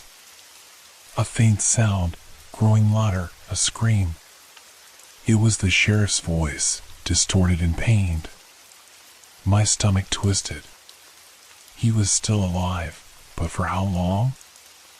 I couldn't just sit here and wait anymore. The creature knew where I was, and soon it would break through. I had to leave. I had to run. But even as the thought crossed my mind, I knew it was useless. The creature had already started its hunt. It wouldn't let me go. And the worst part was that I didn't know if it was the creature that was hunting me or something far more dangerous. The scream echoed through the cold night, a raw, desperate sound that chilled me to the bone. The sheriff's voice, now distorted and fading, was a clear sign. It was too late for him. The creature had claimed its first victim. I couldn't let it happen to me. I couldn't die here, not in this godforsaken station, waiting for an inevitable end. The idea of fleeing, of running into the night, seemed impossible, but I knew I couldn't stay and face whatever hunted me. If the sheriff had been taken, there was no reason to think I'd fare any better. The wind howled against the building as I crept toward the back door. My body felt like lead, each movement slow, deliberate, as though the air itself was thickening, making every decision feel like a struggle. I need to get to my truck and get the hell out of here before it was too late. I slowly turned the handle, praying the door wouldn't creak. I cracked it open, just enough to peek outside. The darkness stretched before me like a suffocating blanket, thick and oppressive. But I couldn't hesitate. The thing out there was still circling, still lurking in the shadows. The breath caught in my throat when I noticed something that sent a cold shiver down my spine. The tracks. The claw marks. They were everywhere. As if the creature had been pacing all around the building, trying to figure out where I was hiding. They led directly to the back of the station. I quickly pulled the door closed, my heart racing. I couldn't go that way. The thing would be waiting for me. I turned, my mind spinning. I had only one option left, the woods. It was my only chance to get lost, to find some way to escape. The problem was, the woods were just as dangerous. The creature could be waiting there, too, but at least I had a chance to lose it in the trees. The air inside the station felt stifling now. I needed to leave. I grabbed the rifle, checked the clip, and left through the side door, stepping into the freezing night air. The cold was a sharp bite against my skin, but it wasn't enough to freeze the fear coursing through my veins. Every step I took was one closer to the woods, but it felt like every step was leading me into a trap. Suddenly, I heard it again, the unmistakable thud of heavy paws hitting the earth. My blood turned to ice as the sound grew louder. The creature was close. Too close. I didn't dare look back. Instead, I ran as fast as I could, my boots crunching in the snow, the cold air burning my lungs. The trees were just ahead, their twisted branches reaching toward the sky like skeletal arms. I had to make it there, or I wouldn't make it at all. But no matter how fast I ran, I could feel it. The creature was gaining on me. I pushed myself harder, the sound of my breath harsh in my ears, until the trees were finally within reach. The first branch slapped against my face as I plunged into the woods, but I didn't slow down. The darkness here was even more suffocating than it had been back at the station, the only light coming from the dim moon above. The snow underfoot was uneven, treacherous, and I had to keep my eyes on the ground, avoiding the roots and rocks that could trip me up. I could hear it now, loud, purposeful, the sound of something large moving behind me. The growls, low and guttural, were getting closer, and I knew I was running out of time. I had no choice but to climb. I reached the nearest tree, my fingers slipping as I tried to scale the bark. My breath came in gasps as I struggled, but I made it. I pulled myself up, clutching the rough bark until my arms burned. From my vantage point, I could see the creature moving between the trees, its silhouette a hulking mass in the moonlight. It sniffed the air, its large, pointed ears twitching. It was hunting me, and it was close. I pressed myself against the trunk of the tree, hoping that the shadowy cover would be enough. The wind howled again, but it did nothing to mask the sounds of the creature. I could hear its claws digging into the snow, moving from tree to tree, its breath hot and quick, and I knew it was just below me. I tried to control my breathing, but it was impossible.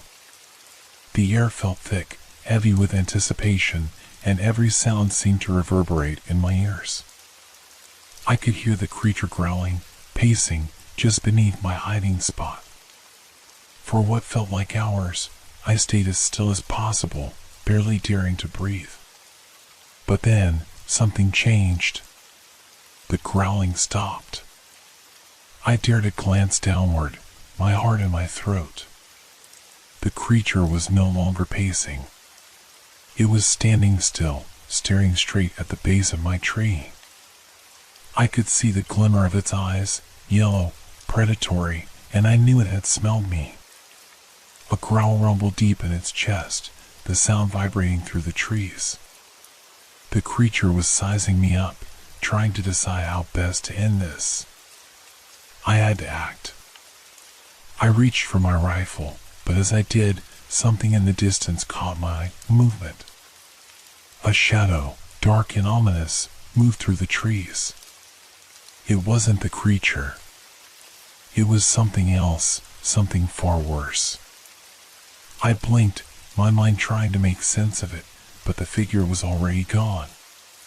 Whatever it wasn't friendly. Suddenly, the creature lunged. The world went black. I woke to the sound of my own ragged breathing, gasping for air.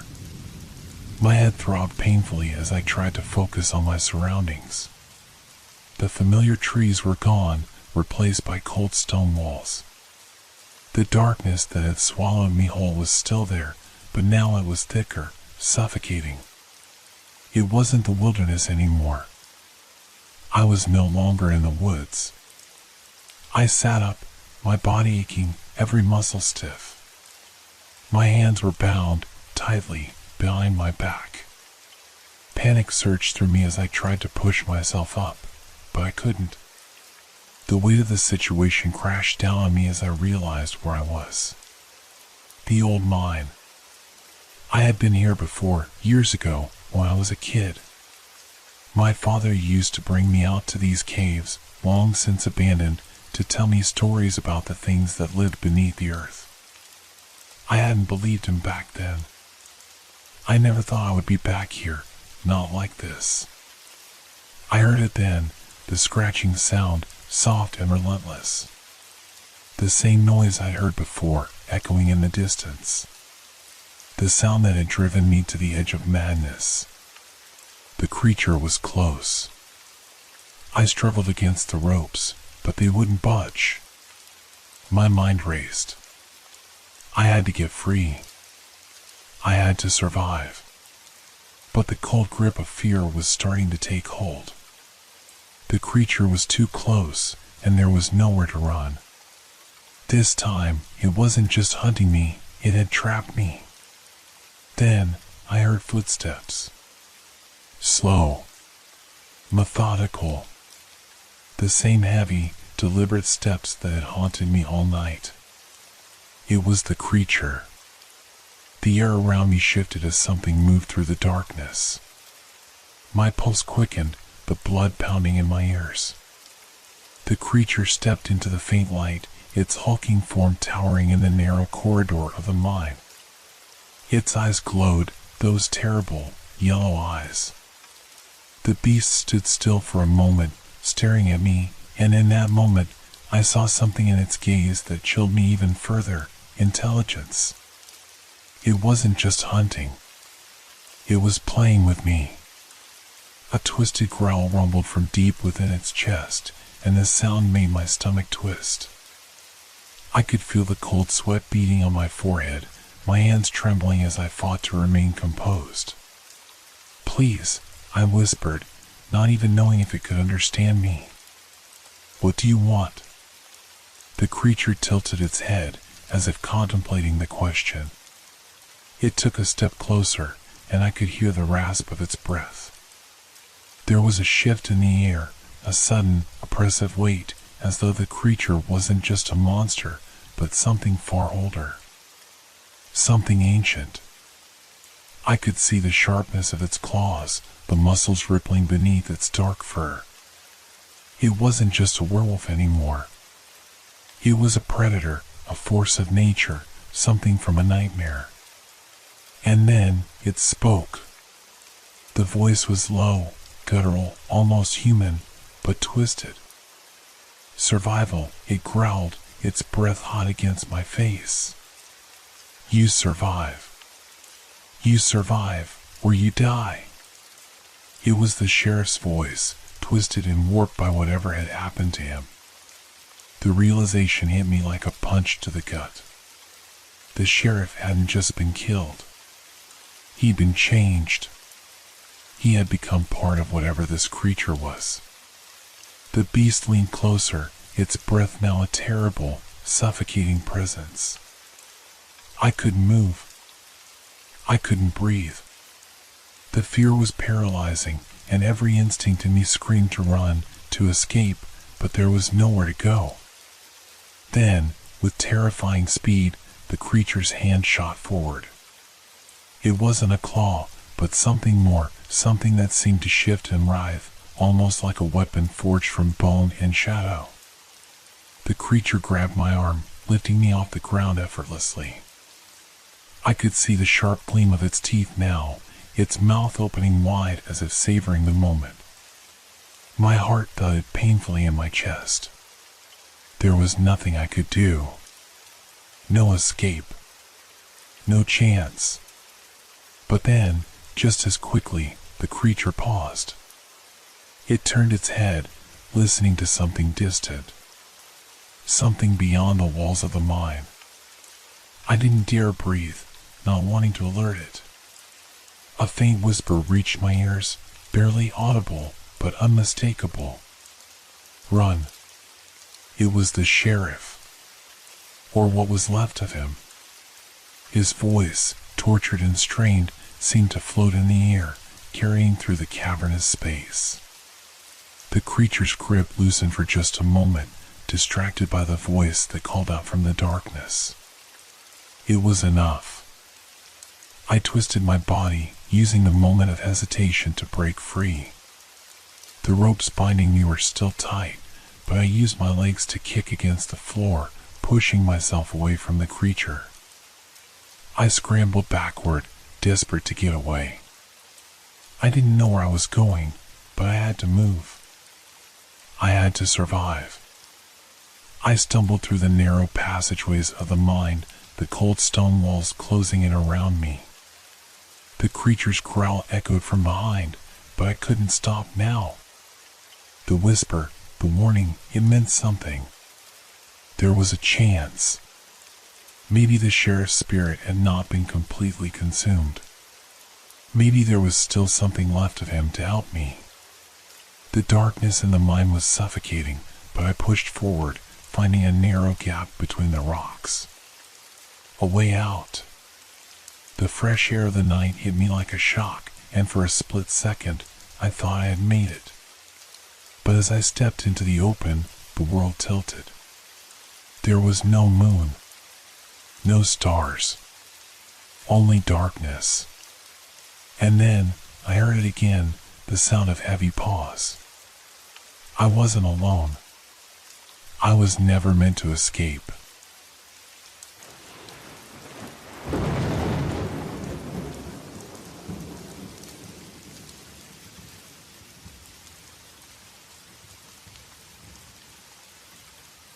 the vanishing river.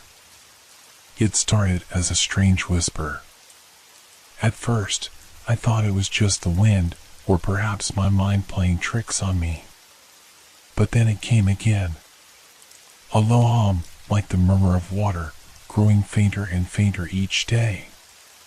People in town had started to notice it too. The river, the one that had flowed through the center of our small Colorado town for generations, was disappearing. I'm Ben Miller, a journalist. My job was to report facts, uncover truths, and chase stories that everyone else ignored. But this was something else. The river had always been there, an unshakable part of our daily lives. Now, it was slowly vanishing, its waters receding every morning, leaving behind an exposed riverbed that seemed to stretch further and further each day. At first, no one thought it was anything more than a seasonal anomaly. Perhaps the drought had dried it up, or maybe some sort of underground shift had altered its course. But when the riverbed kept widening, when the water kept retreating, the town grew uneasy. People whispered about strange occurrences, odd dreams, and dark feelings. And then, on the 5th day, it was gone. Completely gone. The town was in a state of shock, but no one more so than me. As a journalist, I felt a strange pull to investigate, to find answers. There was something about this disappearance that didn't sit right with me. Something far more sinister than a mere environmental issue. Something otherworldly. I decided to take a walk along the riverbank, or what was left of it. The usual buzz of activity had faded, and the only sounds that filled the air were the occasional rustle of leaves and the faint chirping of birds. The water's absence left an unsettling silence behind. I walked further, drawn to the spot where the river used to curve around the old mill. It was here, under the shadow of the mill, that I felt a chill run down my spine. The air grew thick, heavy, and it wasn't just the temperature. There was something else, something unseen, pressing on me. I paused for a moment and looked down at the exposed earth beneath my feet. The ground seemed wrong.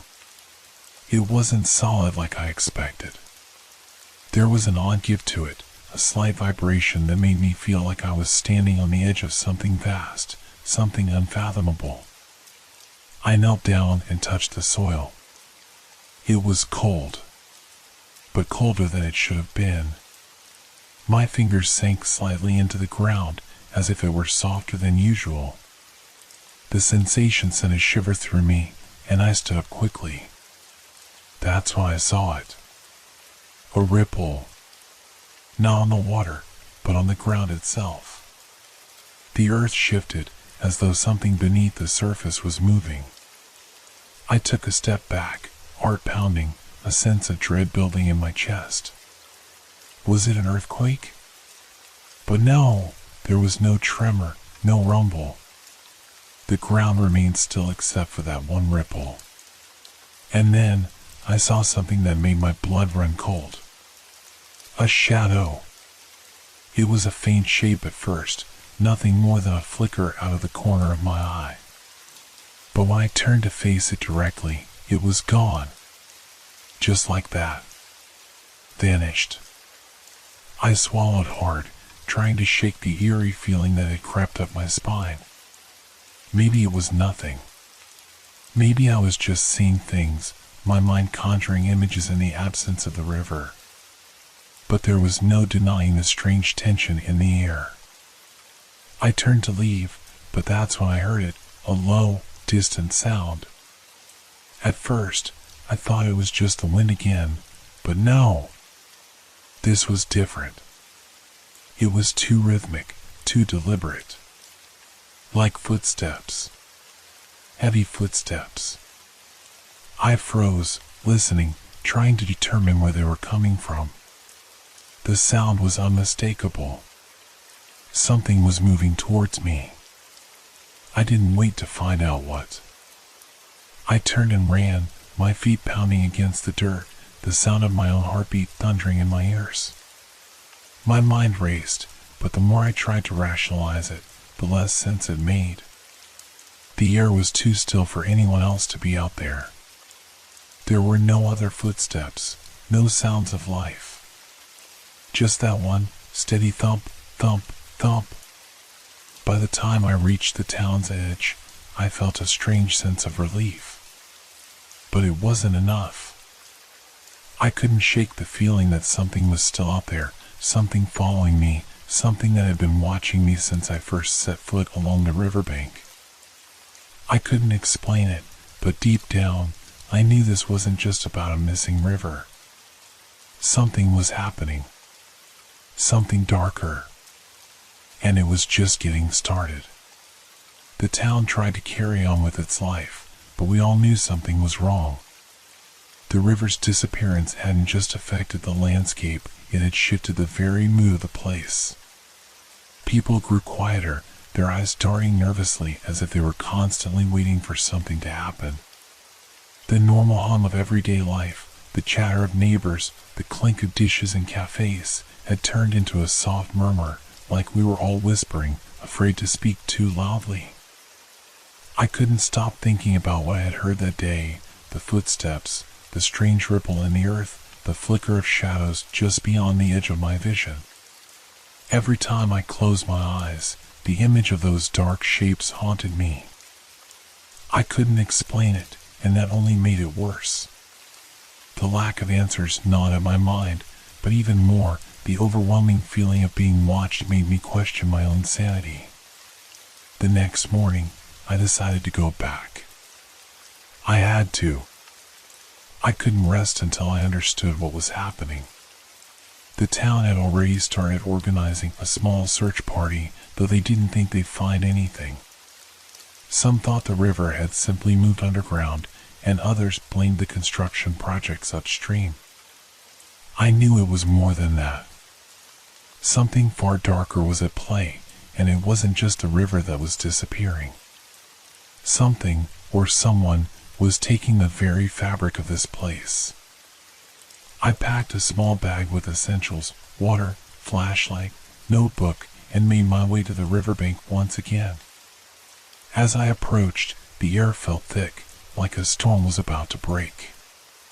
There was no wind, but the branches of the nearby trees swayed as if moved by an unseen force. My stomach twisted as I stepped onto the exposed riverbed, the dry earth crunching beneath my boots. I tried to shake off the unease that gripped me, reminding myself that I was just here to observe, to gather evidence. But as I walked further into the exposed riverbed, that same heavy feeling returned. The quiet was almost suffocating, the world around me holding its breath, waiting for something to happen. And then, I heard it again. A sound, like a soft rustling, just on the edge of hearing. I stopped, heart racing, listening intently. The noise came from somewhere deep within the earth, a low, scraping sound, like something large shifting through the soil beneath me. My instinct screamed at me to run, but curiosity rooted me to the spot. I glanced around, but there was no one. No one but me in the hollow, unsettling sound coming from below. I knelt down, feeling the ground beneath my hands. It was cold, just as it had been the day before. The air felt denser, as though the space around me was growing smaller, more confined. The hairs on my neck stood on end. I could have sworn the ground was moving beneath me, rippling as though something was crawling underneath. Suddenly, the ground trembled, just a slight vibration at first. Then, louder. Stronger. My heart skipped a beat as I stumbled back, my hand instinctively reaching for my flashlight. I clicked it on, the beam of light cutting through the thick shadows that stretched across the riverbed. I was not alone. A shadow shifted in the periphery of my vision, and I swung the flashlight toward it. The light caught something, no, someone. A figure, dark and indistinct, lurking at the edge of the riverbed. My breath hitched in my chest, and I froze, my mind racing for an explanation. It was too tall to be human, too unnaturally still. The silhouette was monstrous, an outline that seemed to flicker like a mirage. Then it moved. I took a step back, my heart pounding. It was slow, deliberate, like something that had all the time in the world. The figure crept closer, and my eyes widened in terror. It wasn't just one shadow, but several, many, surrounding me. They crawled from the edges of the riverbed, pouring out from the darkness of the earth itself. And then, I saw them. Eyes. Hundreds of eyes, gleaming from within the shadows. They glowed an unnatural red, and I could feel their gaze upon me, cold and unfeeling. My breath caught in my throat, and I stumbled back again. The shadows weren't just moving, they were alive. I heard the scrape again, the rustling, and then the unmistakable sound of claws against rock, scratching at the earth. I couldn't breathe. The shadows closed in, and the eyes, those awful, glowing eyes, seemed to multiply. The figures began to take shape, their twisted, grotesque bodies materializing from the darkness. Giant rats. But not the kind you see scurrying in alleys. No, these were monstrous, huge, with glowing red eyes that shimmered like embers. Their long, matted fur was slick with something dark and oily, and their claws scraped against the stone beneath them as they advanced. The air stank of rot, of decay, and the deep, gnawing sound of their teeth clicking together made my blood run cold. I had to leave. I had to run. But as I turned to flee, I felt a heavy pressure on my chest, like something was pulling at me from the darkness. The ground trembled beneath my feet, and the tunnel of shadows grew tighter, enclosing me in their suffocating grip. I ran, faster than I ever had in my life, feeling their eyes still on me, watching, waiting. My breath came in sharp gasps as I stumbled over the uneven ground, the sound of scratching claws echoing in the air. Finally, I burst out of the riverbed, gasping for air, my heart thudding painfully in my chest. I looked around, disoriented, but the shadows, the rats, the eyes, they were gone. Just like that. Vanished. But I knew they were still out there. I was not alone. And whatever was down there, whatever it was that had been hiding beneath the earth, wasn't done with me yet. I couldn't shake the feeling that something was following me. No matter how quickly I walked or how often I glanced over my shoulder, the sensation remained, a chill at the back of my neck, the unmistakable sense of being watched. I tried to convince myself it was just my mind playing tricks on me. The panic, the adrenaline, it could all be causing my senses to betray me. But as I made my way back toward the heart of the town, that creeping dread never left me. The streets were quieter than usual, the town's usual bustle replaced by an eerie silence that seemed to stretch on forever. The wind didn't blow, but the leaves rustled as if moved by an invisible hand. I passed the corner shop, the one where I used to stop for coffee, but something was off. The window was cracked, a thin line of dirt streaking down the glass, like something had scratched at it from the inside. I paused for a moment, staring at the glass, and the hairs on my arms stood up. It was the same feeling, the same chilling sensation I'd felt near the riverbed. I quickly turned away, quickening my pace. Every step felt heavier, the weight of my thoughts pressing down on me. I couldn't help but think back to what I had seen, the rats, their glowing eyes. What kind of creatures were they? And why had they been drawn to the riverbed? The more I thought about it, the more I realized something was terribly wrong. The river was just the beginning. Whatever was happening here wasn't confined to the water. The night passed uneventfully, but I barely slept. My mind raced, cycling through the events of the day over and over, desperately trying to make sense of them. By morning, I had a single thought on my mind. I had to go back to the river. Not just to see what was there, but to understand. I had to find out where the creatures had gone and why they had appeared. They weren't just in the riverbed. They were in the town, in the walls, in the shadows. I walked through the streets in a daze, barely noticing the people around me. The town seemed to be holding its breath, waiting for something. A storm. Or something worse. I reached the outskirts, where the trees clustered in a thick line.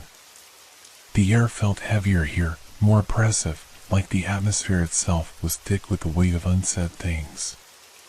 The trees loomed overhead, casting long shadows, and the wind stirred the leaves in a strange, unnatural way. The riverbed was silent when I arrived.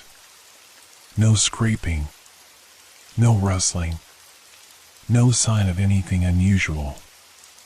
Yet, my instincts told me something was wrong. The silence was too perfect, too complete. The air hung heavy, thick with tension, like the calm before a storm.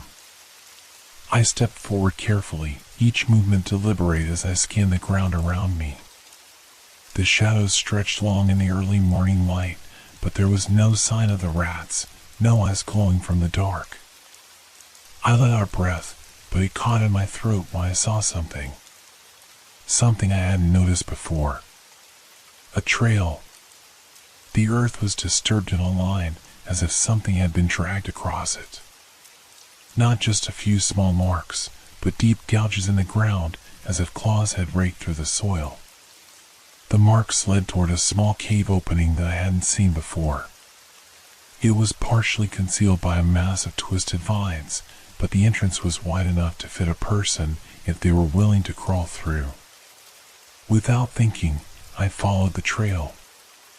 The air grew cooler as I entered the cave. The further I went, the more the ground seemed to tremble beneath me. My flashlight flickered, the beam of light flickering as if the darkness itself was resisting it. The further I went, the more oppressive the silence became. Not a single sound. Not even the soft rustle of wind. Only the sound of my footsteps echoing off the damp walls. And then, I saw it. The tunnel ahead widened into a massive chamber, its walls lined with shadows. My heart stopped when I saw what lay in the center of the room. A river. But not the same river. This was dark and sluggish, winding its way through the cavern like a snake. The water didn't shimmer or reflect the light. It was dull, lifeless, as though it had no reason to exist. The ground around it was slick, the air damp and heavy. And the rats. They were everywhere. Hundreds of them, crawling along the edges of the water, their eyes glowing red in the darkness. But now, I could see them more clearly. They weren't like normal rats. They were larger, their bodies bloated and misshapen. Their fur was matted with some dark substance, and their movements were jerky, as if controlled by some unseen force. Their eyes tracked me, every single one of them, their gaze unblinking. I stumbled back, my breath catching in my throat. There was something wrong with them, something wrong with the water, with the very air in this place. The feeling of being watched intensified, and I realized with a sickening certainty that they weren't just observing me. They were waiting. I turned to leave, but the moment my foot hit the ground, I heard it. A sound, faint at first, but growing louder. The unmistakable sound of claws scraping against stone. I whipped around, my flashlight flashing wildly as I looked for an escape. But there was no way out. The rats had begun to move, crawling toward me, their bodies shifting in a wave of movement that was almost too fast to follow. Their eyes never left me, and I could feel the weight of their gaze, heavy and suffocating. I was trapped. And then, from the corner of the chamber, something far worse emerged. Something bigger than the rats, something towering over them. Its eyes gleamed with a cold, malevolent hunger, and its form seemed to twist in the shadows, like it wasn't quite real. Its massive claws scraped the ground, leaving deep gouges in the stone. I knew then that I wasn't just facing an infestation of monstrous rats. I was facing something older, something far more dangerous, something that had been awakened by the disappearance of the river. The shadows around me grew deeper, closing in on all sides. And in that instant, I knew the truth. The river had never disappeared. It had simply been swallowed by this world, by this dark, hidden place beneath the town. And now, it was coming for me. I turned to run, but the ground trembled again, and the shadows closed in. I didn't look back. My legs were moving before my mind could process what was happening, and my heart raced in a frantic beat that seemed to echo louder than my footsteps.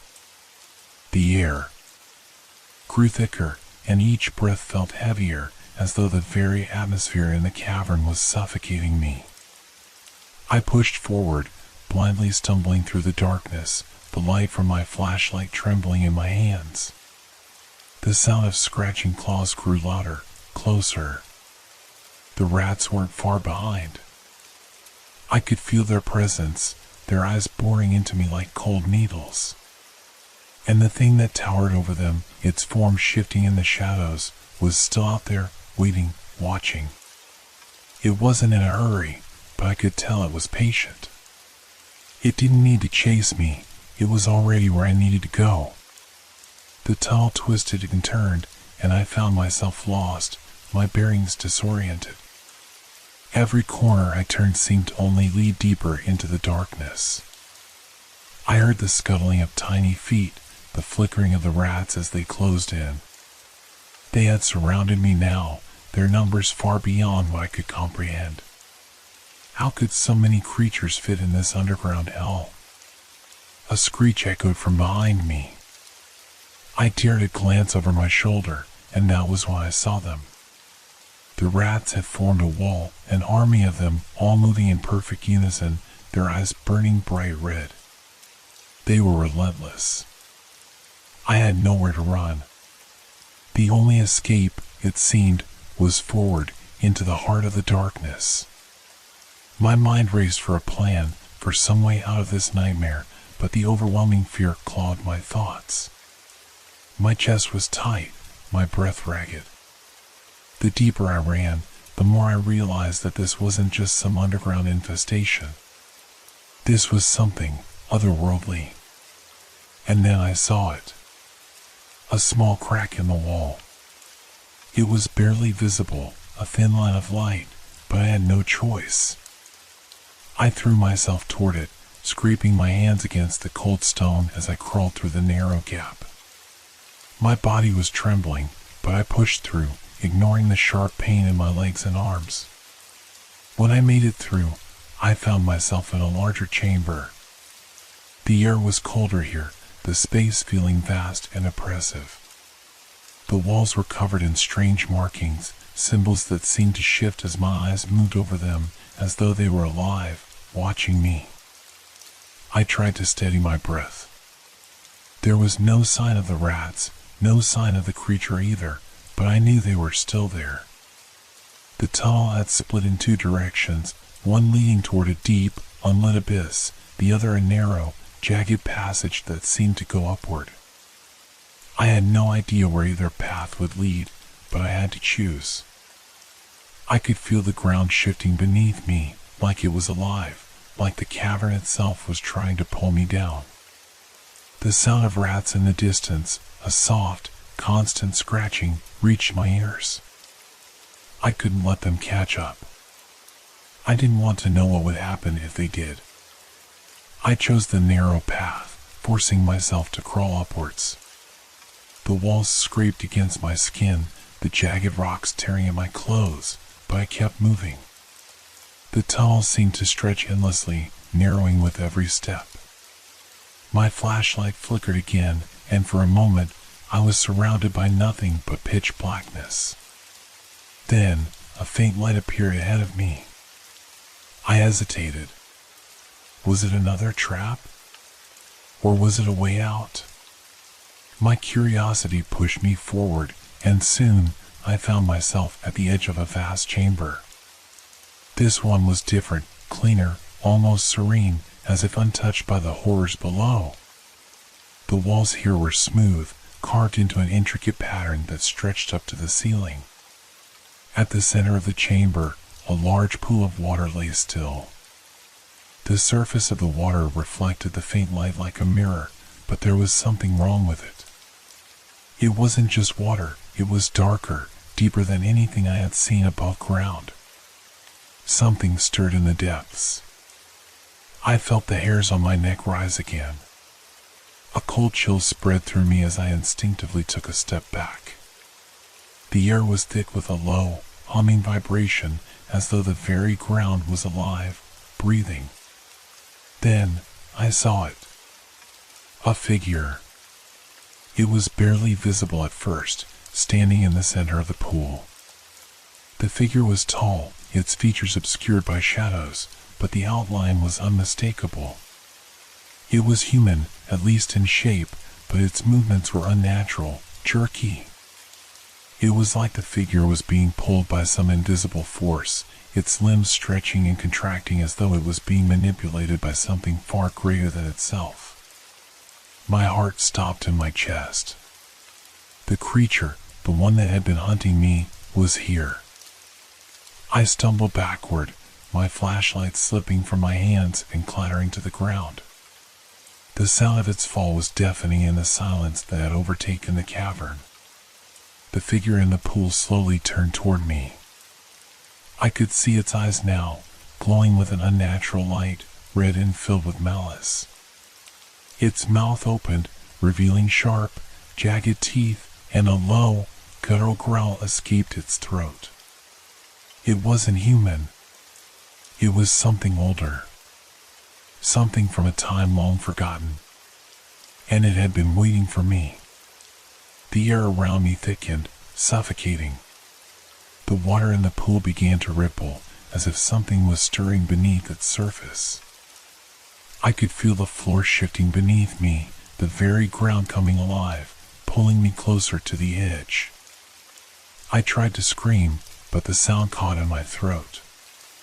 It was too late. The figure lunged, its clawed hands reaching toward me, and in that moment, I realized I had been a part of something much bigger than I had ever imagined. The river hadn't just disappeared. It had opened a door to something ancient and hungry, something that had been waiting for someone foolish enough to come searching for answers. And now, it was coming for me. I never had a chance to escape. As the creature's clawed fingers wrapped around my arm, the ground beneath me gave way, and I was dragged into the pool, into the black depths where time and space no longer had any meaning. The rats, the creature, the darkness, all that had consumed me, swallowed me whole.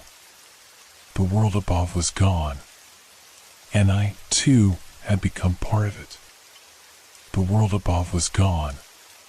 The water closed over me, pulling me deeper into its suffocating grip. The creature's claws dug into my skin, and its weight dragged me down, making it impossible to struggle.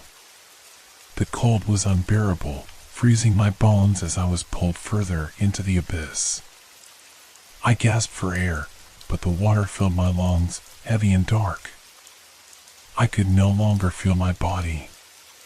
All sensation faded as the force of the water overwhelmed me. But then, just as I was sure I would drown, the sensation stopped. I found myself floating, suspended in nothingness. It was as though the water had disappeared entirely, leaving me in a vast emptiness. A strange stillness enveloped me. I could no longer see the pool, nor could I feel the cold. Only darkness remained. My thoughts felt distant, as if I were no longer part of myself. The shock of the fall, the terror of the chase, all of it seemed far away, faded and unimportant. In the void, everything seemed to stretch out, timeless. I thought, for a brief moment, that I might be dead. But then, a sound. A whisper, soft at first, then louder. The whisper turned into a low hum, vibrating through the air, through me. The sound was like a song, ancient and filled with power.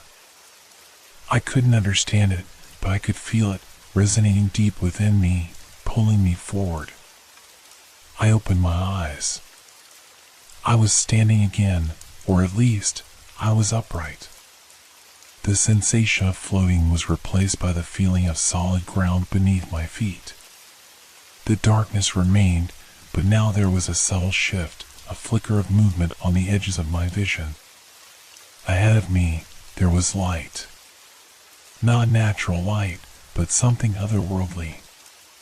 It glowed with a strange, unnatural hue, casting long shadows on the ground. The air was thick, heavier than before, and the silence that had enveloped me was now pierced by a distant, almost melodic hum. I moved toward it. With each step, the light grew brighter, its source becoming clearer. I found myself walking down a narrow path that seemed to stretch endlessly before me, winding through a cavern that was both familiar and alien. The walls were smooth, unnatural, as if shaped by some intelligent force. The ground was uneven, covered in sharp rocks that felt oddly warm beneath my feet. And then, I saw it. At the end of the path, the source of the light stood before me, a door, or perhaps a gate. It was made of stone, intricately carved with symbols I could not recognize. The symbols twisted and shifted as I approached, the carvings changing before my eyes. There was no sound but the hum, and yet the door seemed to pulse with life. It was alive, and it was waiting for me. Something inside me urged me to step forward. I hesitated. I couldn't remember how I had gotten here, or even if I had ever truly left the darkness.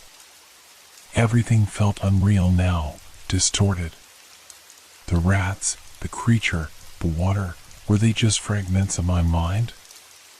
Or was this the true world I had stumbled into? Was I dead, or trapped in some limbo between life and death? As I stood there, the door began to open slowly, the stone moving with an unsettling slowness. A cold wind rushed through the gap, carrying with it the scent of something familiar. It wasn't the air of the underground tunnels. No, this was something different, something ancient and untouched. The doorway widened, and a figure stepped through.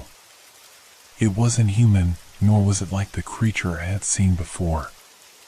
This figure was something else entirely. Tall, slender, and robed in dark, shifting fabric that seemed to ripple like the water I had just left. Its face was obscured, but its presence felt suffocating, like an enormous weight pressing down on me. Its eyes glowed, a faint, eerie light that flickered like distant stars. It spoke.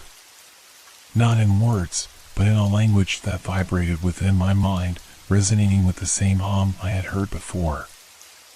I didn't understand it, but I felt the meaning deep in my bones. You have crossed the threshold. I wanted to speak, to ask what it meant, but my mouth was dry, my thoughts jumbled. The figure didn't wait for a response. It stepped closer, its movements fluid and unnatural, and then everything changed. The ground beneath me trembled, the very air around me warping as the figure raised a hand. The symbols on the walls flared to life, glowing bright with energy that seemed to crackle in the air. The hum grew louder until it was deafening, and the darkness that had once surrounded me began to swirl and shift as though it had taken on a physical form. I tried to run, but my body wouldn't obey. My legs refused to move, and panic surged through me, overwhelming my thoughts.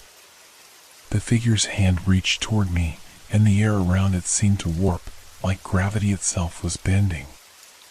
The doorway behind me disappeared, swallowed by the darkness that pressed in from all sides. This is your fate. And in that moment, I realized the truth. There was no escape. I had stepped into the unknown, and now I was part of it. Part of this world, this realm, a place where time and reality no longer held meaning. The rats, the creature, they were all just fragments of a much larger whole, a whole that I had unknowingly become a part of. The darkness consumed me, and the last thing I heard was the hum of the figure's voice, its final words seeping into my consciousness. Welcome to the other side. And then, there was nothing.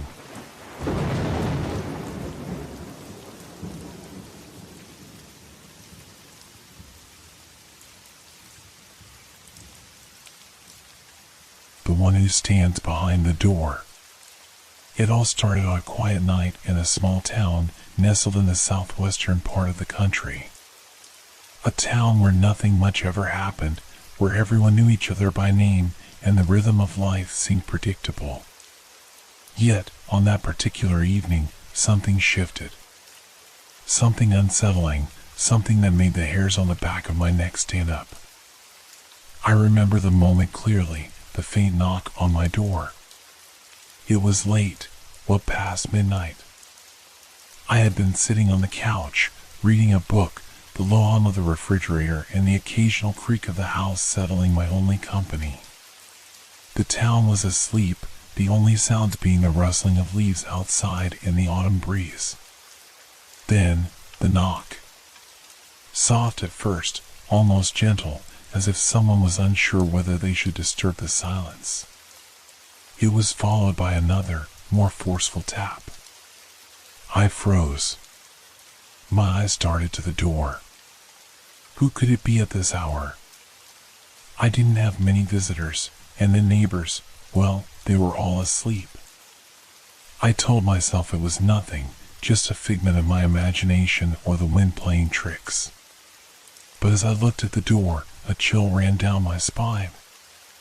I could feel my pulse quicken. Another knock, this one harder than the last. My mind raced, trying to explain it away. Maybe it was someone lost, or a prankster. The thoughts spiraled quickly into something darker, though. I had heard stories from people in town about strange things happening at night, odd occurrences that couldn't be explained. Whispers about figures standing in doorways, figures that didn't belong to the living. I pushed the thoughts aside, trying to ignore the rising sense of dread. I stood up, slowly, feeling the weight of the air grow heavier with each step I took toward the door. I reached for the handle and hesitated, my hand trembling slightly. I told myself I was being foolish. There was no reason to be afraid. Another knock. This one was different. It sounded deliberate. A slow, rhythmic tapping, almost as if it was waiting for a response. I opened the door, heart pounding in my chest. Nothing. There was no one there. Just the empty porch, the streetlight casting a soft yellow glow on the cracked pavement. I stepped outside cautiously, looking left and right, scanning the yard for any sign of movement. But the night was still, the only sound being the faint rustling of the trees. I shook my head, feeling ridiculous. I was clearly overreacting, letting my imagination get the best of me. But as I turned to go back inside, something caught my eye. A shadow. Just at the edge of the porch, barely visible in the dim light, there was a figure standing just beyond the doorway, a silhouette that seemed to shift in and out of the darkness. It was tall, unnaturally so, and it wasn't moving. Not even a slight rustle of clothing. I blinked, and it was gone. I stood frozen in place, my breath caught in my throat. Was it just my mind playing tricks on me? The night seemed to have thickened, the silence now oppressive. I could feel my pulse in my ears, the only sound I could hear apart from the faint hum of the house. I slowly closed the door and locked it, my hands shaking. I tried to tell myself it was just the wind, the way the shadows had played tricks in the low light. But deep down, I knew something wasn't right. Something was waiting just behind the door, and I had only glimpsed the beginning of it. The next few days brought no answers. The strange occurrences began to multiply, though they were always subtle at first. A tap on the door at odd hours, a flicker of movement outside my window. Each time I convinced myself it was nothing. A trick of the light, a leaf caught in the wind. But deep down, I knew that wasn't true. I wasn't alone. The figure behind the door, the one I had glimpsed only briefly, seemed to be watching me. I felt it, a presence lingering in the corners of my home. It wasn't just the door anymore, it was everywhere. The space around me felt different, heavier, as if the walls themselves were closing in. And then, the whispers started. Low, unintelligible murmurs that seemed to come from nowhere and everywhere at once. The sound echoed through the empty house, filling the rooms when no one else was around. I tried to convince myself that it was the house settling, old wood creaking under pressure. But I knew. I could feel it. The presence was growing stronger. I began to avoid the windows, and I kept the lights on at night. But no matter how many doors I shut or how tightly I locked them, I couldn't shake the feeling that something was watching me, waiting for me to look again. I didn't know who or what it was. I didn't know if it was real or if it was my mind breaking under the strain of fear. All I knew was that every time I glanced at the door, every time I dared to look out the window, the world seemed to shift. And behind it all, I could sense the figure. The one who stood just beyond the door, watching and waiting. The question was no longer whether it would come for me, but when. The tension was building, the air thick with dread. Every knock, every shadow, every whisper drew me closer to the inevitable. The next night, I couldn't sleep. My eyes darted around the room, tracing the outlines of familiar furniture that now seemed alien, as though the shadows in the corners had taken on a life of their own. Every creak of the house, every distant sound, made my heart race. I couldn't escape the sensation that something was there, watching me. It was impossible to ignore. I had always told myself that the town was safe, that the mundane nature of it kept anything truly frightening at bay. But now, I wasn't sure of anything anymore. The more I tried to convince myself that it was just fear and imagination running wild, the more I realized that my rational explanations were slipping through my fingers, like sand. The knocks had stopped for a while, but the silence felt unnatural. It was as if the world itself was holding its breath, waiting for something to happen. And something did. It started with a noise, faint at first, just barely audible. A soft, wet sound that reminded me of footsteps in the rain. But there was no rain, no storm outside. I held my breath, straining to hear. The noise came again, clearer this time, and it was coming from the hallway. My eyes shot to the door, then to the window, but the street outside was still, dark, and empty. Then I heard it, the sound of breathing. It wasn't mine. It wasn't the house settling or the wind pushing against the walls. It was slow, deep, almost a rasping sound, like something struggling to breathe.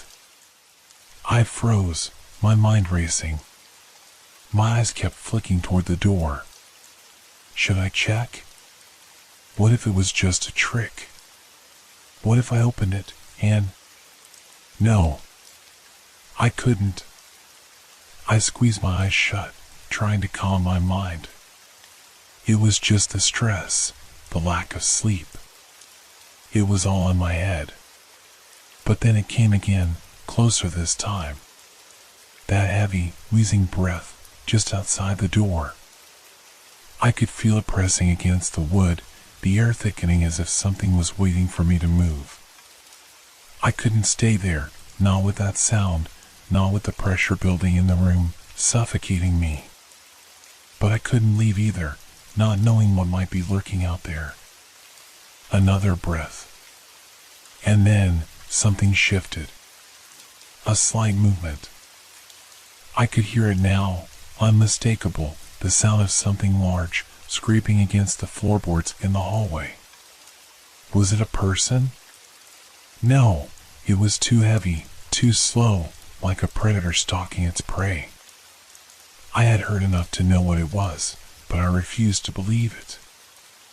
I couldn't let myself believe that something like this was real.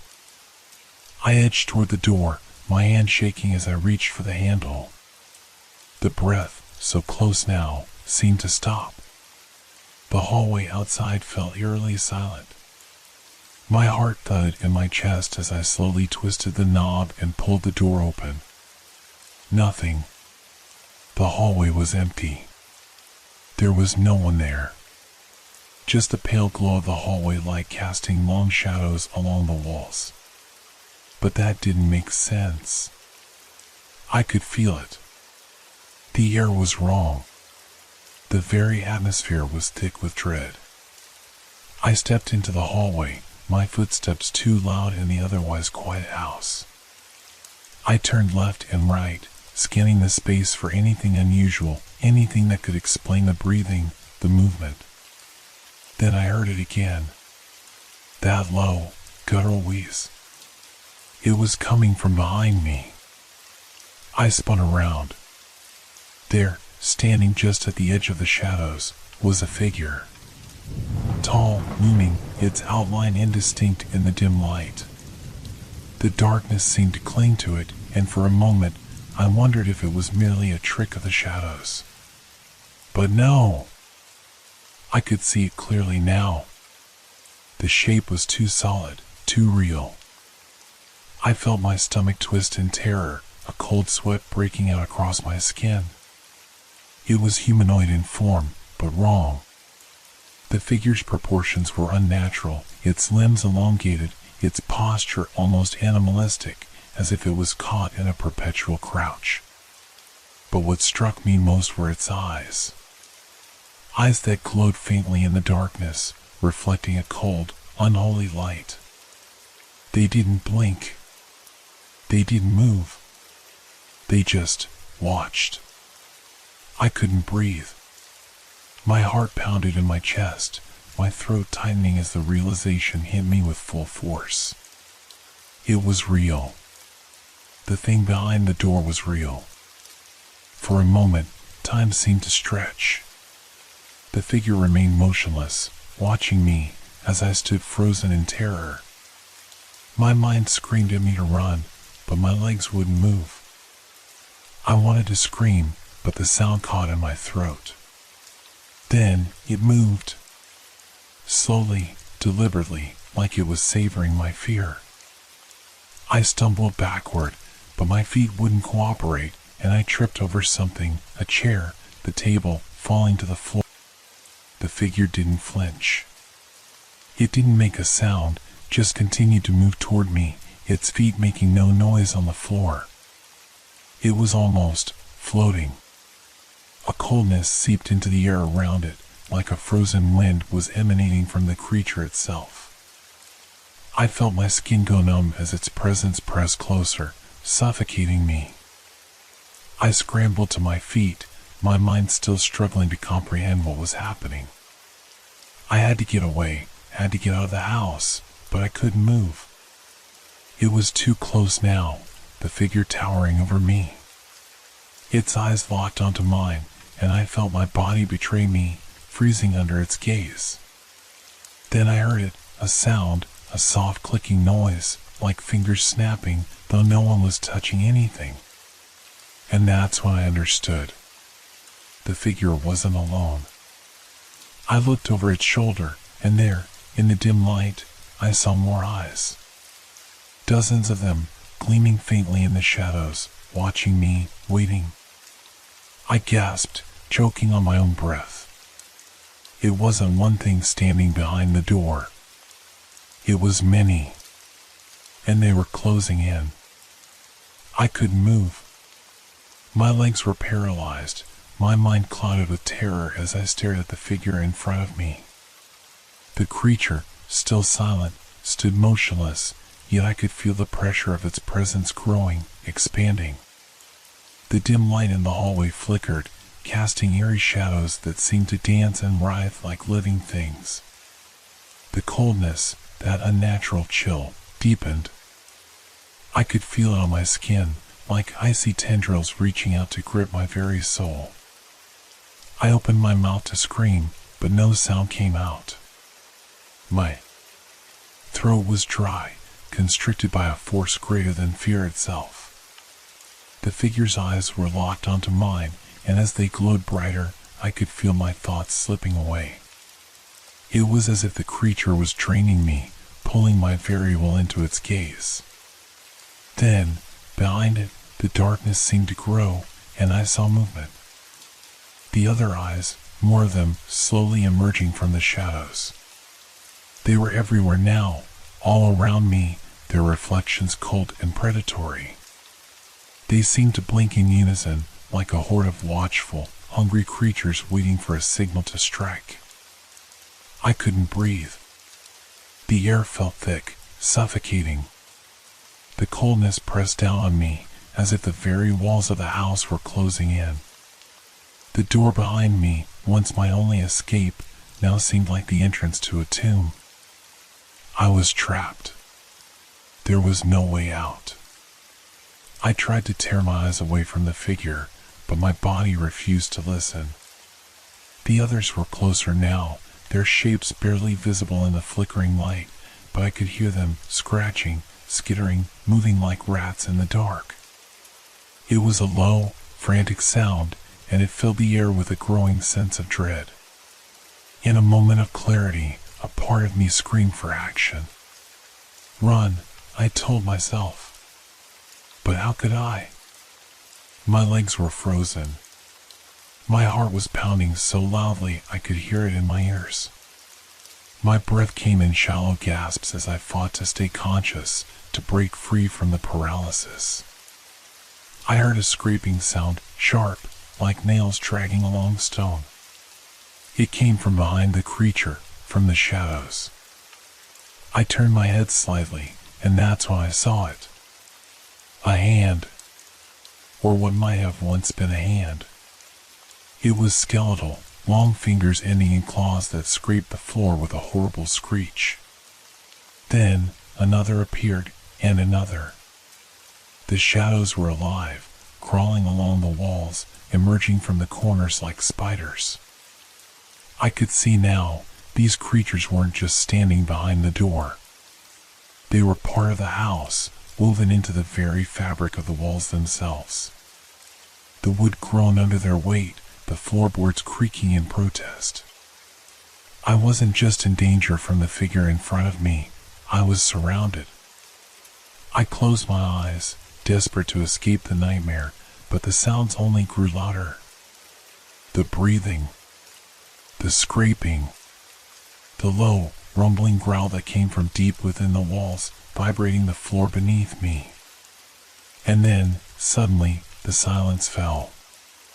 The creatures had stopped. I could hear nothing except the racing beat of my own heart. The air, thick with dread, seemed to hold its breath. And that's when I realized they were waiting. Waiting for me to move. Waiting for me to make a mistake. I had to act. But my mind was swimming in fear. What was I supposed to do? How could I fight something that wasn't even real? Or was it? Was I dreaming? Was I losing my mind? I couldn't tell anymore. With all the strength I could muster, I forced myself to take a step back, away from the creature in front of me. My feet felt heavy, unwilling, but I kept moving, inching toward the staircase, toward the only place I thought might offer a chance of escape. The figure didn't move, but the shadows behind it did. They seemed to shift, stretching like tendrils, reaching for me. I gasped and turned toward the stairs, my legs finally responding, desperate to get away. My feet hit the bottom step just as I heard the first scraping sound again. I didn't dare look back. I just ran. But the moment I took a step upward, the light flickered out completely. The hallway was plunged into darkness. My heart leaped into my throat as I stumbled, nearly falling, my hands desperately reaching for the railing. I could hear the breathing again, closer, far too close. I couldn't see anything, but I could feel the creatures around me. They were right behind me, their presence like a weight, suffocating. I heard the sound of something heavy hitting the floor behind me. The creatures were following. I ran faster, each step more frantic than the last. The staircase stretched on endlessly, as though it had no end. My breath was coming in ragged gasps. I could hear my pulse pounding in my ears. The darkness closed in around me like a suffocating fog, and every step I took seemed to pull me deeper into it. Suddenly, I felt a hand, cold, slimy, and strong, grip my ankle. I screamed, my body jerking in a desperate attempt to break free.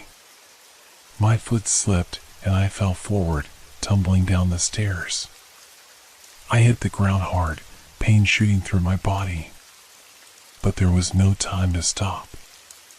No time to recover. The hand was still gripping my ankle, pulling me toward the bottom of the stairs. I kicked and screamed, but it wouldn't let go. I tried to crawl, to move, but I was being dragged into the darkness. The light had gone out completely, and all that surrounded me was the sound of breathing, louder now, all around me, filling every inch of space. I twisted, trying to break free, but the hand tightened, pulling me further down. And then, just as I thought I might lose myself completely, I felt something else. Something cold, sharp. Teeth. I screamed, but the sound was lost in the darkness. The walls closed in. The last thing I saw was the faintest glow of eyes staring at me from the dark, before everything went black. I awoke with a jolt, my body jerking upright as though someone had slapped me awake. For a moment, everything was disorienting, dark, cold, and silent. My head throbbed, and my limbs felt like lead, stiff and unresponsive. I couldn't remember how I had gotten here, where here even was. I slowly opened my eyes, but the darkness was impenetrable. My hand shot out, desperate for something solid. The air smelled stale, musty, as though it hadn't been disturbed in years. I was on the ground, my back pressed against something hard, cold concrete, perhaps. The weight of fear pressed against my chest again, and I could feel the gnawing panic building. What had happened? Was I still dreaming? No. This felt too real. I pushed myself up, groaning as I tried to steady myself. My fingers scraped against the stone floor, searching for some kind of support. The air was thick with the scent of decay, of something wrong. My head spun. The last thing I remembered was being dragged, pulled down by something that felt like ice-cold fingers, sharp and relentless. Had it been a dream? No. It couldn't have been. Suddenly, I heard it, a faint sound, like the skittering of claws across the floor. Low, sharp, almost a whisper, but unmistakably there. I froze. The sound wasn't in my head. It was real. It was right in front of me, just out of reach, as though the creature was waiting for me to move, to show any sign of life. The darkness seemed to shift, the walls expanding and contracting around me like they were breathing, pressing in from all sides. I could feel it now, the same presence, the same cold pressure. The thing that had been chasing me was close, too close. I swallowed hard, trying to steady my breath, trying to push the panic down. I needed to think. I needed to survive. Slowly, I got to my feet, my knees wobbling with each step. My heart hammered in my chest, but I refused to stop. The sound of claws scraping on the floor followed me, drawing closer with every movement I made. What was it? What were these creatures? Were they real? I wanted to deny it, to tell myself it was all just a horrible hallucination, but the chill in the air, the feeling of being watched, it was all too real. I stumbled forward, reaching out blindly for any exit. The silence was worse than the noise. Every breath felt too loud, every movement too slow. And then I felt it. A shift in the air. A sound. A click of a claw, close, too close. I spun around, my heart leaping into my throat. Nothing. Just the endless darkness. But I could feel them. They were waiting, just out of sight. Watching, listening. And then it hit me, the walls, the ceiling. They weren't just walls. They weren't just a house. This was underground. The realization hit me like a bolt of lightning. The tunnels, the underground labyrinth beneath New York. I'd fallen into it somehow. And now, I was trapped. These creatures, whatever they were part of it. Part of the darkness, part of the very structure of this place. My mind screamed in terror, trying to make sense of the madness, but nothing made sense anymore. The walls were alive, the creatures were too, and they were coming for me. Suddenly, a shriek echoed through the darkness, sharp and chilling, a sound that seemed to tear through my very soul. It wasn't human. It wasn't even animal. It was something else. Something ancient and hungry. I had to move. I had to get out. But the ground was slippery, the shadows thick and suffocating. I couldn't see, couldn't breathe, couldn't think straight. Every step I took felt like it was drawing me deeper into their lair. And then I saw it, just a flicker of movement in the corner of my eye. A figure. Tall, thin, its form barely discernible in the dark. But I saw the eyes. They glowed, faint at first, but growing brighter with each passing second. A low growl rumbled from the depths of the darkness, vibrating through my chest. It was here. I turned and ran, my legs moving on their own, fear propelling me faster than I thought possible. But no matter how fast I moved, the growl followed, growing louder, closer. And then, the floor beneath me cracked. I didn't even have time to react before I was falling, plummeting into the darkness. I hit the ground hard, my body crashing against stone, and everything went black again. I woke up, gasping for air, my body trembling uncontrollably. My head was spinning. The pain in my ribs was sharp and intense. My fingers grazed the cold floor beneath me as I tried to push myself up, but I couldn't. I was too weak. Too tired. The air around me was thick with something rancid, something that made my stomach turn. It was the same smell as before, the same decay, the same sense of death that hung in the air. But now, there was something else. The growl. Closer. I could hear it. Low, guttural, vibrating the very bones of the earth. It was like the sound of a predator closing in. And then, I saw it. A pair of glowing eyes, huge, like the sun, burning through the darkness, illuminating the shape that stood just beyond them. A creature. Its body was long, its limbs too long, its back hunched. It didn't move like an animal. It moved like something wrong. I wanted to scream, but my throat was raw, the fear choking me. But before I could react, before I could do anything, I felt it, the sharp sting of something cold against my skin. A claw. A hand. And then I was falling again. The world blurred into nothingness. The last thing I saw was the figure looming above me, its glowing eyes staring down at me with hunger, as everything went black.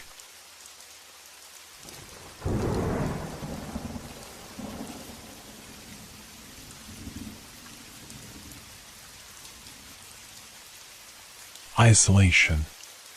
The wind howled like 1,000 wolves in the distance, a deep, constant roar that shook the walls of the old, abandoned warehouse. I stood at the edge of the dimly lit room, looking out through a cracked window as the storm tore through Nebraska with relentless fury. Thunder rumbled like the warning growl of some ancient beast, and the rain lashed against the glass with such force it seemed as if the sky itself was trying to tear the world apart. I wasn't alone in the warehouse. There were 4 of us here, me, Derek, Josh, and Emily. We had been working on some old maintenance systems for the city's underground tunnels, trying to repair the aging infrastructure before it collapsed entirely. But now, with the storm having turned into something worse, we were stuck. The last train had passed hours ago, and there was no chance of getting out until the weather cleared up. And even then, the power outages had made it nearly impossible to navigate the city. My hands trembled as I watched the storm rage outside. I had heard rumors about what lived beneath the city, strange stories from other workers about things they'd seen in the dark tunnels. Most of it, I assumed, was just the result of too many late nights in the depths, the kind of tall tales people tell to make themselves feel braver. But the longer we sat here, the less I could shake the feeling that something wasn't right. Emily seemed just as uneasy, her face pale and eyes darting nervously.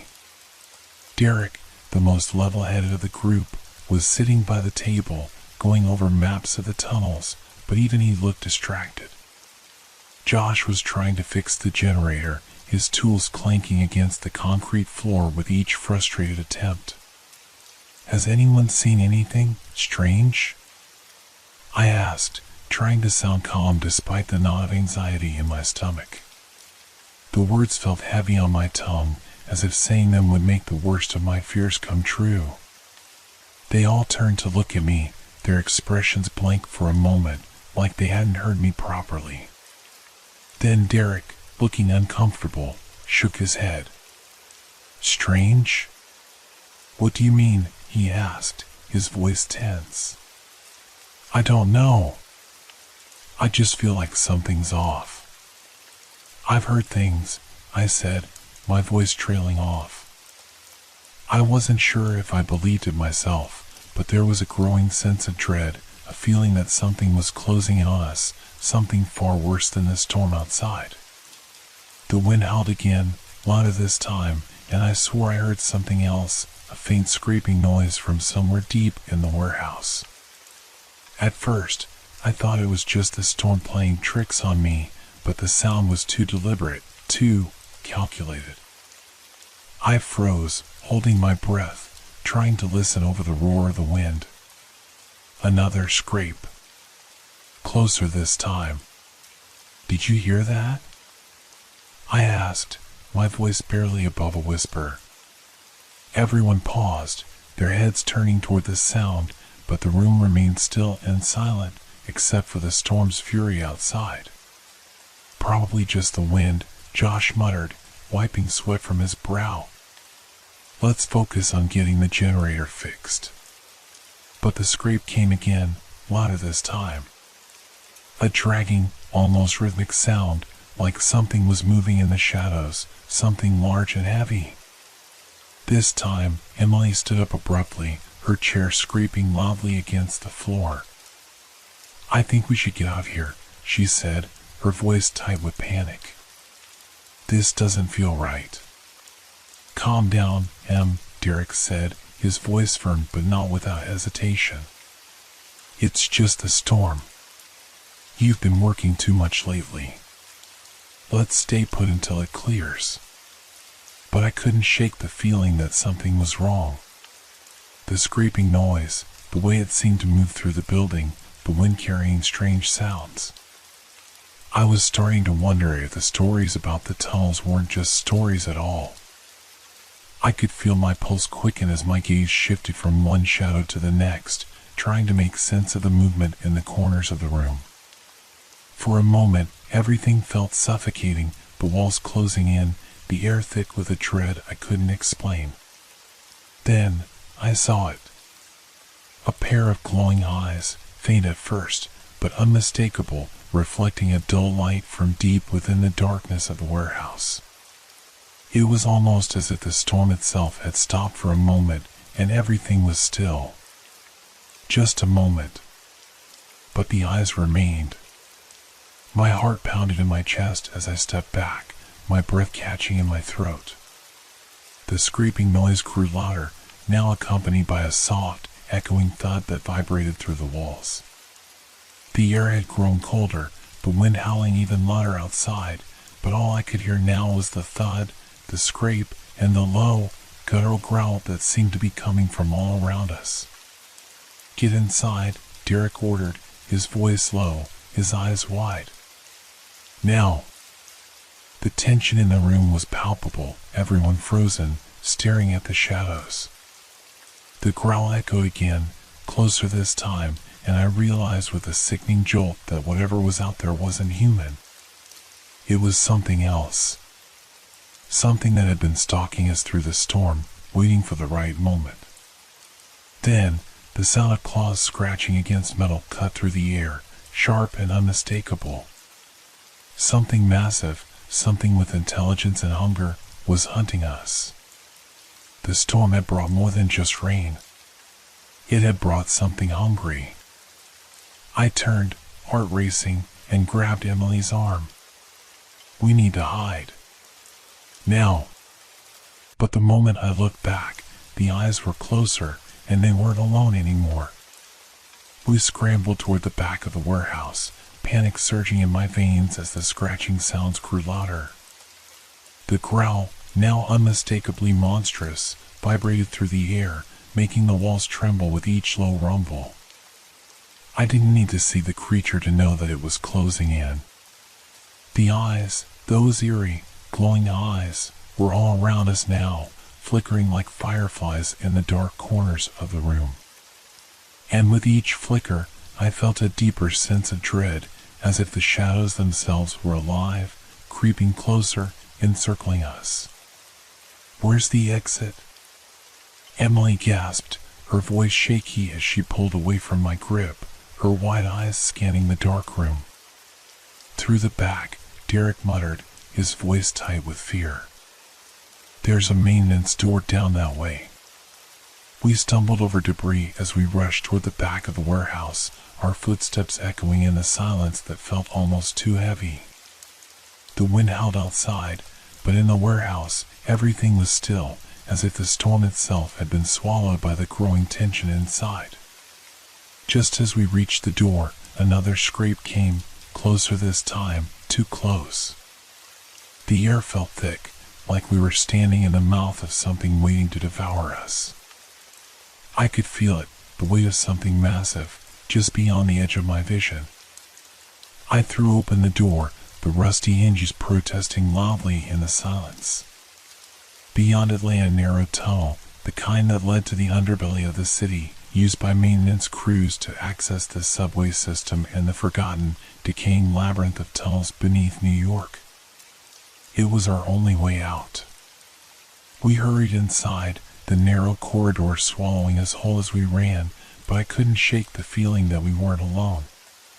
The air was colder here, damp, and filled with a strange smell, earthy, like rotting wood.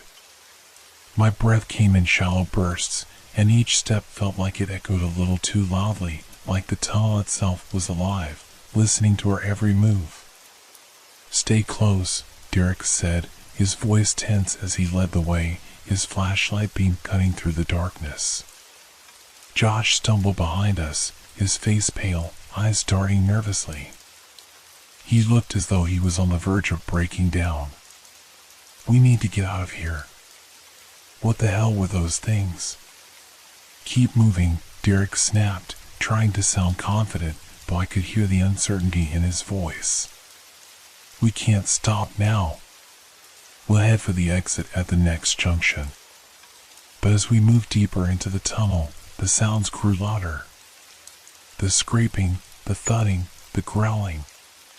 It was as if the creatures were following us, moving in sync with our every step, getting closer and closer, as though they had already anticipated where we would go. A sudden sharp sound echoed down the tunnel, a loud crash, followed by a series of skittering noises. The sound of claws scraping across the concrete walls made my skin crawl. "We're not alone," Emily whispered, her voice trembling. I glanced over my shoulder, but the darkness swallowed everything behind us. I could see nothing but the faint beam of Derek's flashlight ahead, flickering with each step. But I knew that something was lurking there, just out of sight, moving in the shadows. My heart thudded harder, my breath coming in gasps. "Keep moving," Derek urged, a little more forcefully now, his voice almost cracking under the pressure. "We can't let them catch us here." But as I ran, I couldn't help but glance back once more. There, in the distance, I saw something. A pair of glowing eyes, too many of them to be just one creature. They were moving in the shadows, and for the first time, I felt like the walls themselves were closing in. Something was hunting us. And it wasn't just one. They were everywhere. The scraping sound grew louder, more frantic. It was almost as if the tunnel itself was shaking. I couldn't help but imagine that the creatures were behind us, their glowing eyes getting closer, their claws scratching against the walls, getting ready to leap. "Derek, go faster," Josh shouted, his voice high with panic. But as we rounded the corner toward the next junction, the faint light from Derek's flashlight flickered and died. The tunnel plunged into total darkness. For a moment, there was silence, an eerie, suffocating silence that made my heart stop. Then came the growl. It wasn't just one sound this time. It was a chorus of low, guttural growls that filled the tunnel, vibrating the very walls. Something massive moved just beyond the lightless void, and the air thickened with the smell of rot, of something too monstrous to be real. I could hear it now. The sound of claws, dozens of claws, scraping across the concrete floor, closer and closer. The creatures were upon us. "We're trapped," Emily screamed. "No," Derek said, his voice trembling with fear. "Just keep moving. The exit's up ahead. We just have to make it." But I didn't believe him. The noise, the presence, was too much. The creatures were too close. I could feel them all around us now, their eyes watching us, their hunger palpable. The moment the light went out, they closed in, like shadows with fangs and claws. In the oppressive darkness, the growling intensified. My pulse raced. I could hear their movements, shifting and scraping, growing closer with every second. Then, a sharp, terrifying screech echoed from the depths of the tunnel, followed by a massive crash, the sound of something crashing against metal and concrete. A creature, a giant, grotesque form, emerged from the shadows, its glowing eyes fixed on us. We froze. The air was thick with fear, the growling increasing. They were everywhere. The exit was just a few yards away, but the creatures were blocking our way. And we were running out of time. The creature, its eyes glowing like two fiery coals in the darkness, stalked toward us. Every step it took sent vibrations through the floor, as if the tunnel itself was alive, trembling under the weight of its massive frame. Its mouth was open in a grotesque, tooth-filled snarl, and I could hear the soft slither of its tongue as it sniffed the air, tasting our fear.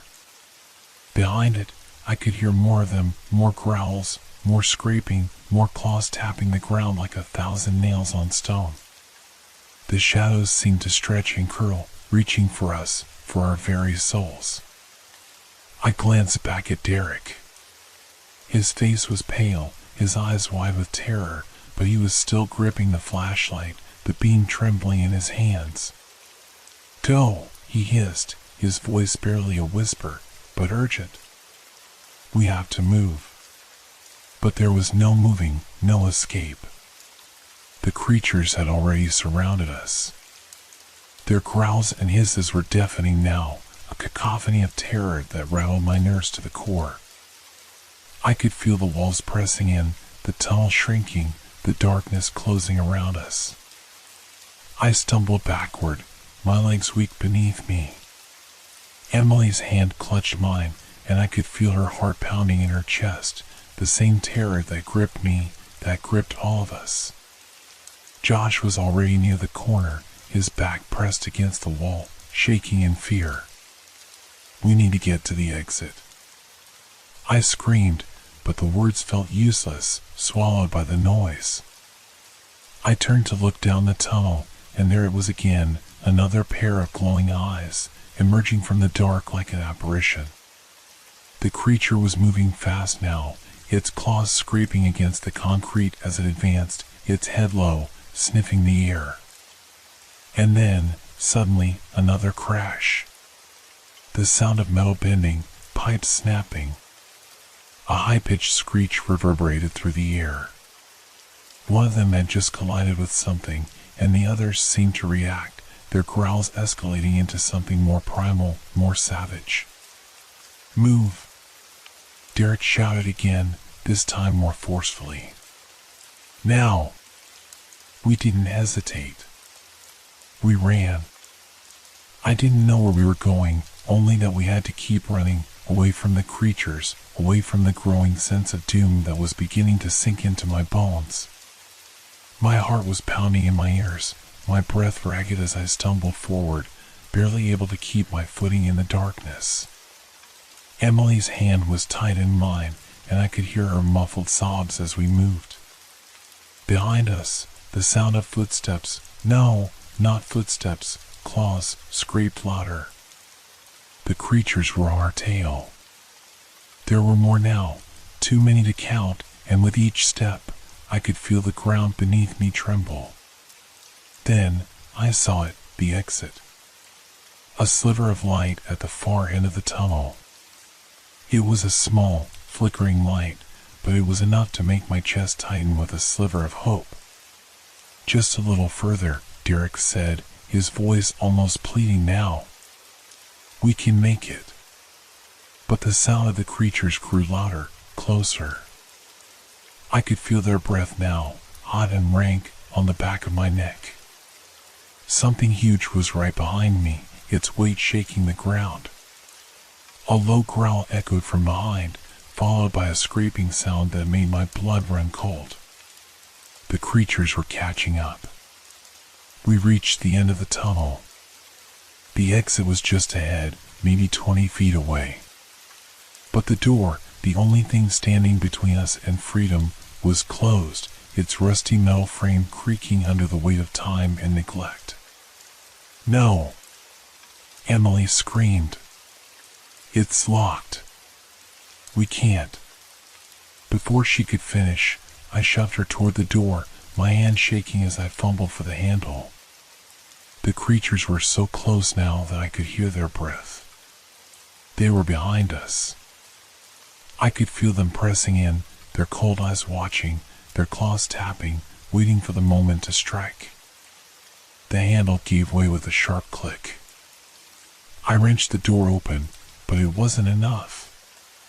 A single creature, a massive, terrifying beast, lunged from the shadows, its claws slashing out, catching me across the arm.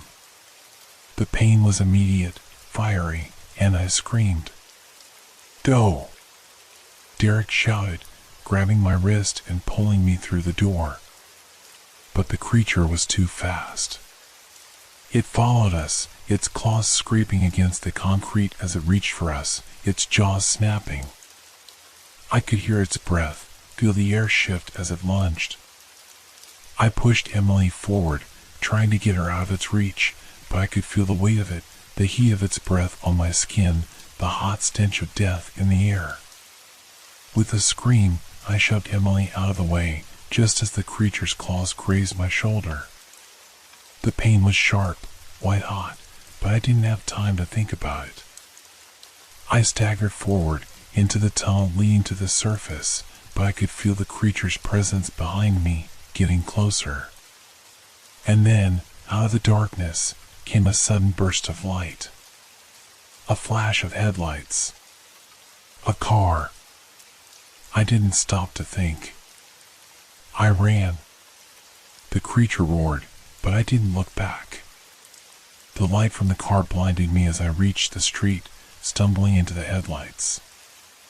I heard the screech of metal, the growls from the tunnel, but I kept running.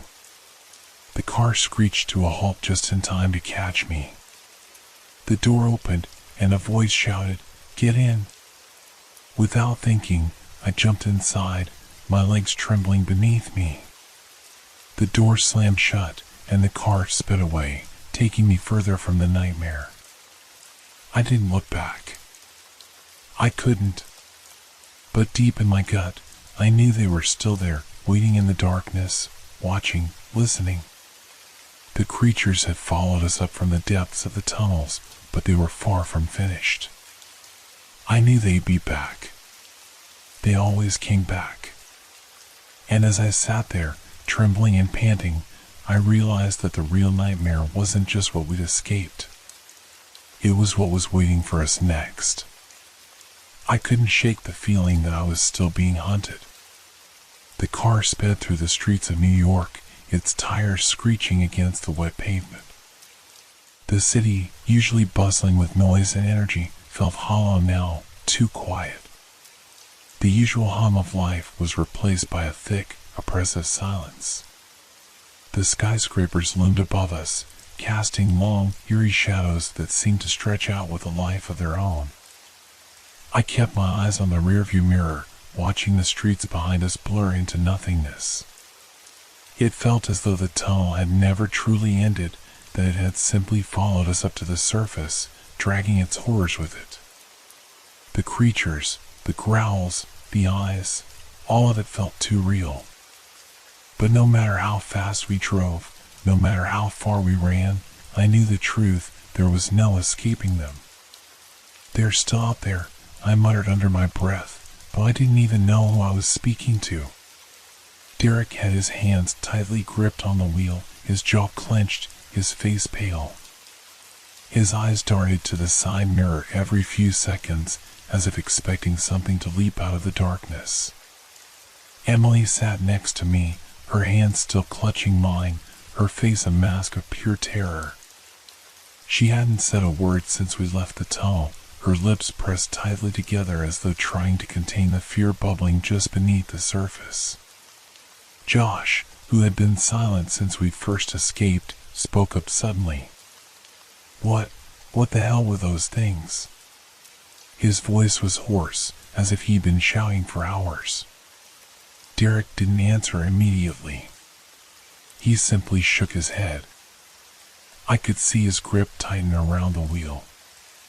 "I don't know, but they weren't normal. They were something else. Something unnatural." I closed my eyes and let the sounds of the car, its tires on the road, the occasional honk of distant traffic, wash over me. I wanted to believe we were safe. That the storm, the monsters, were behind us. But deep down, I knew it wasn't over. It couldn't be. The storm hadn't just been a physical force. It had been a presence, something more than just the weather. It was the creatures. They had followed us. They had always been there, hiding beneath the surface, waiting for us to stumble across them. "We need to find somewhere safe," I whispered, more to myself than anyone else. "Somewhere they can't get to us." Derek looked at me, his eyes wide, his lips trembling. "We don't even know what they are. How can we hide from something like that?" I turned to Emily, who was staring blankly ahead, lost in her thoughts. "We're all in this together," I said gently. "We'll figure it out. But we need to stay close, stay sharp. They won't stop hunting us. Not until—" My voice trailed off. The words stuck in my throat. I didn't want to finish that thought. Not until we were all dead. The car suddenly lurched to a stop, snapping me out of my thoughts. We had reached an intersection, and Derek had slammed the brakes hard. I glanced around. There was nothing but empty streets. A few dimly lit storefronts, a flicker of light coming from the occasional apartment window. The city felt abandoned. "I can't drive anymore," Derek muttered, his voice barely audible. "I can't do this. I keep seeing their eyes. I keep hearing their growls in my head." I felt it too. The weight of the silence pressing in on us, the unnatural stillness that had settled over the city. It was like we had crossed over into a place where time had stopped, where the rules of reality didn't apply. There was no safe place. Not anymore. "We'll walk from here," I said firmly, though my own voice trembled. I wasn't sure if it was fear or the exhaustion from the night that made my legs feel so weak, but I forced myself to open the door. The cold air hit me like a slap, sharp and biting. As we got out of the car, the sound of footsteps echoed in the distance. I froze. My breath caught in my throat. There was something else out there. Something moving in the shadows. Something waiting.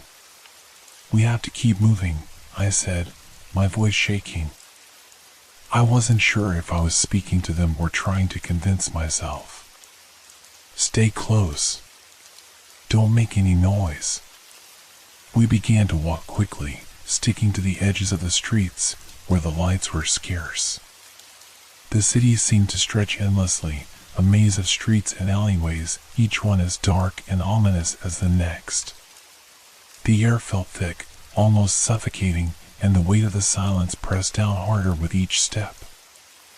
I kept glancing around, my eyes darting to every shadow, every corner. There were no signs of life, no cars, no people. Just us. And the darkness. Then, just as I thought I might lose my mind from the tension, I heard it.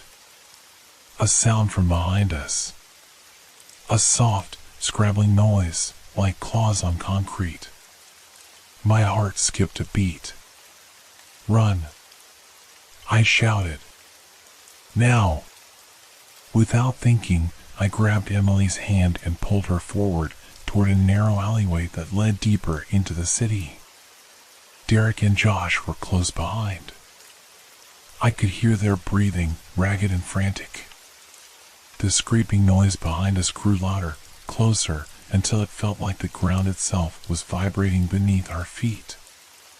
I didn't look back. I couldn't. I pushed Emily ahead of me, trying to put as much distance as possible between us and whatever was chasing us. I could feel the panic rising in my chest, but I pushed it down. We couldn't stop. Not now. And then, suddenly, I heard it, a thud. A huge impact. The sound of something massive hitting the ground. I froze, my body tense, waiting for the worst. But there was nothing. only the growing silence. My eyes scanned the alleyway, the darkness so thick now that I could barely see a few feet ahead. The shadows shifted, but there was nothing there. The creatures, the monsters, had they given up? No. They were out there. Somewhere. Watching. And then, from behind me, I heard a voice. Run. It wasn't Derek. It wasn't Emily. It wasn't anyone I knew. It was a whisper. A faint, eerie whisper, carried on the wind. I turned, my heart racing. But there was nothing there. Nothing at all. We didn't speak for what felt like an eternity. The silence around us was deafening, and yet every movement, every breath, seemed too loud, as if the world itself had paused to listen. I couldn't shake the feeling that we were being watched. The air felt thick, charged with something that was just out of reach, something I couldn't name but knew was there. It was like a weight pressing down on my chest, a heavy, suffocating presence that made it hard to breathe. Did you hear that? Emily's voice was barely a whisper, and I could see the fear in her eyes. Her grip on my hand tightened, and she pressed closer to me as if seeking comfort in my proximity. I nodded, my own throat dry. I heard it. The voice from behind us had been soft, almost too faint to believe. But I knew what I heard. And I knew, deep down, that it wasn't just the wind. It was something else, something far worse than anything I could have imagined. I took a deep breath, trying to steady my racing heart. We had to keep moving. We had no choice. If we stopped, if we let our guard down for even a moment, I knew the creatures would find us. They had already shown us that they could move through the city, stalking us in the dark, waiting for the moment when we were too weak to fight back. We need to get to higher ground, Derek suddenly said, his voice hoarse. He had stopped walking and was looking around the alley, his eyes scanning the shadows nervously. Get off the streets. If we can get to a building, we might have a chance. Josh, who had been silent up until this point, nodded. He's right. We can't stay out here. Not with them so close. The thought of climbing to higher ground was appealing, anything to get away from the ever-present threat in the dark. We had no idea how many of those creatures were still out there, lurking in the shadows. But I wasn't so sure. Getting to a building might mean nothing if the creatures were already in there, waiting for us. But we had no choice. Stay close, I said, my voice firm despite the fear crawling up my spine. We'll find somewhere safe. We started moving again, stepping carefully, as though the ground beneath our feet might give way at any moment. The streets had become a maze of dark alleys and empty blocks. We passed abandoned buildings, their windows shattered, doors hanging off their hinges. But there was no sign of life. The city was empty, as if the storm had swept everyone away. As we neared the next intersection, I heard it again. That same soft, scratching sound. It was faint at first, but it grew louder with each passing second until it felt as if the creatures were right behind us. I glanced back. Nothing. Just darkness. Keep moving, I whispered urgently, quickening my pace. I wasn't sure if the others could hear it, or if they just didn't want to acknowledge it, but I could feel the tension rising in the air. We were being hunted. We were being followed. And there was no escape. We reached the entrance to a building. The door was half open, hanging crookedly from its frame. I motioned for everyone to enter quickly, and we slipped inside, one by one, the creaking of the door the only sound that broke the stillness. The building smelled musty, the air thick with dust and decay. It felt ancient, like it had been abandoned for years. We took refuge in the first room we found, an old office. There were piles of discarded papers, broken furniture, and shattered glass littering the floor. I closed the door behind us, but it didn't feel like enough. I pressed my ear to the door, straining to listen. Nothing. No sounds of pursuit. But something inside me knew the worst was yet to come. "We need to barricade the door," Derek said, his voice shaky as he looked around the room. He picked up a chair and shoved it against the door, but it didn't feel like it would hold for long. I moved to the window and peered outside. The city below was shrouded in darkness. The storm had passed, but there was no peace. There was only an unnatural quiet, a silence that felt suffocating. The creatures, whatever they were, could be anywhere. "We have to stay vigilant," I said, my voice low. "They can't get to us if we stay alert." Emily walked over to me and stood beside me at the window, her eyes wide with fear. "Do you think they'll come in here?" she asked, her voice trembling. I wanted to tell her that we were safe, that they couldn't follow us here. But I knew better. "I don't know," I said honestly. "But if they do, we have to be ready."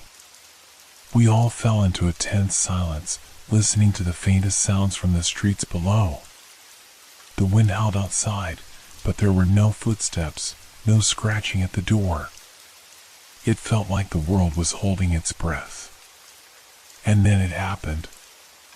A bang, loud and sharp, echoing through the building. Everyone froze. The sound came from below, from the street outside. It was followed by another, and then another, a series of impacts that sent chills down my spine. "They're here," Derek whispered, his voice hoarse. His face was pale, his eyes wide with panic. I turned to the others, trying to keep my composure. "Get ready. Don't make any noise." But it was too late. The door to the office creaked, and for a brief moment, everything stood still. The creatures were right outside, their massive forms pressing against the door. Their eyes glowed faintly in the dark, visible only in the shadows. I held my breath. The door buckled. The creatures had found us.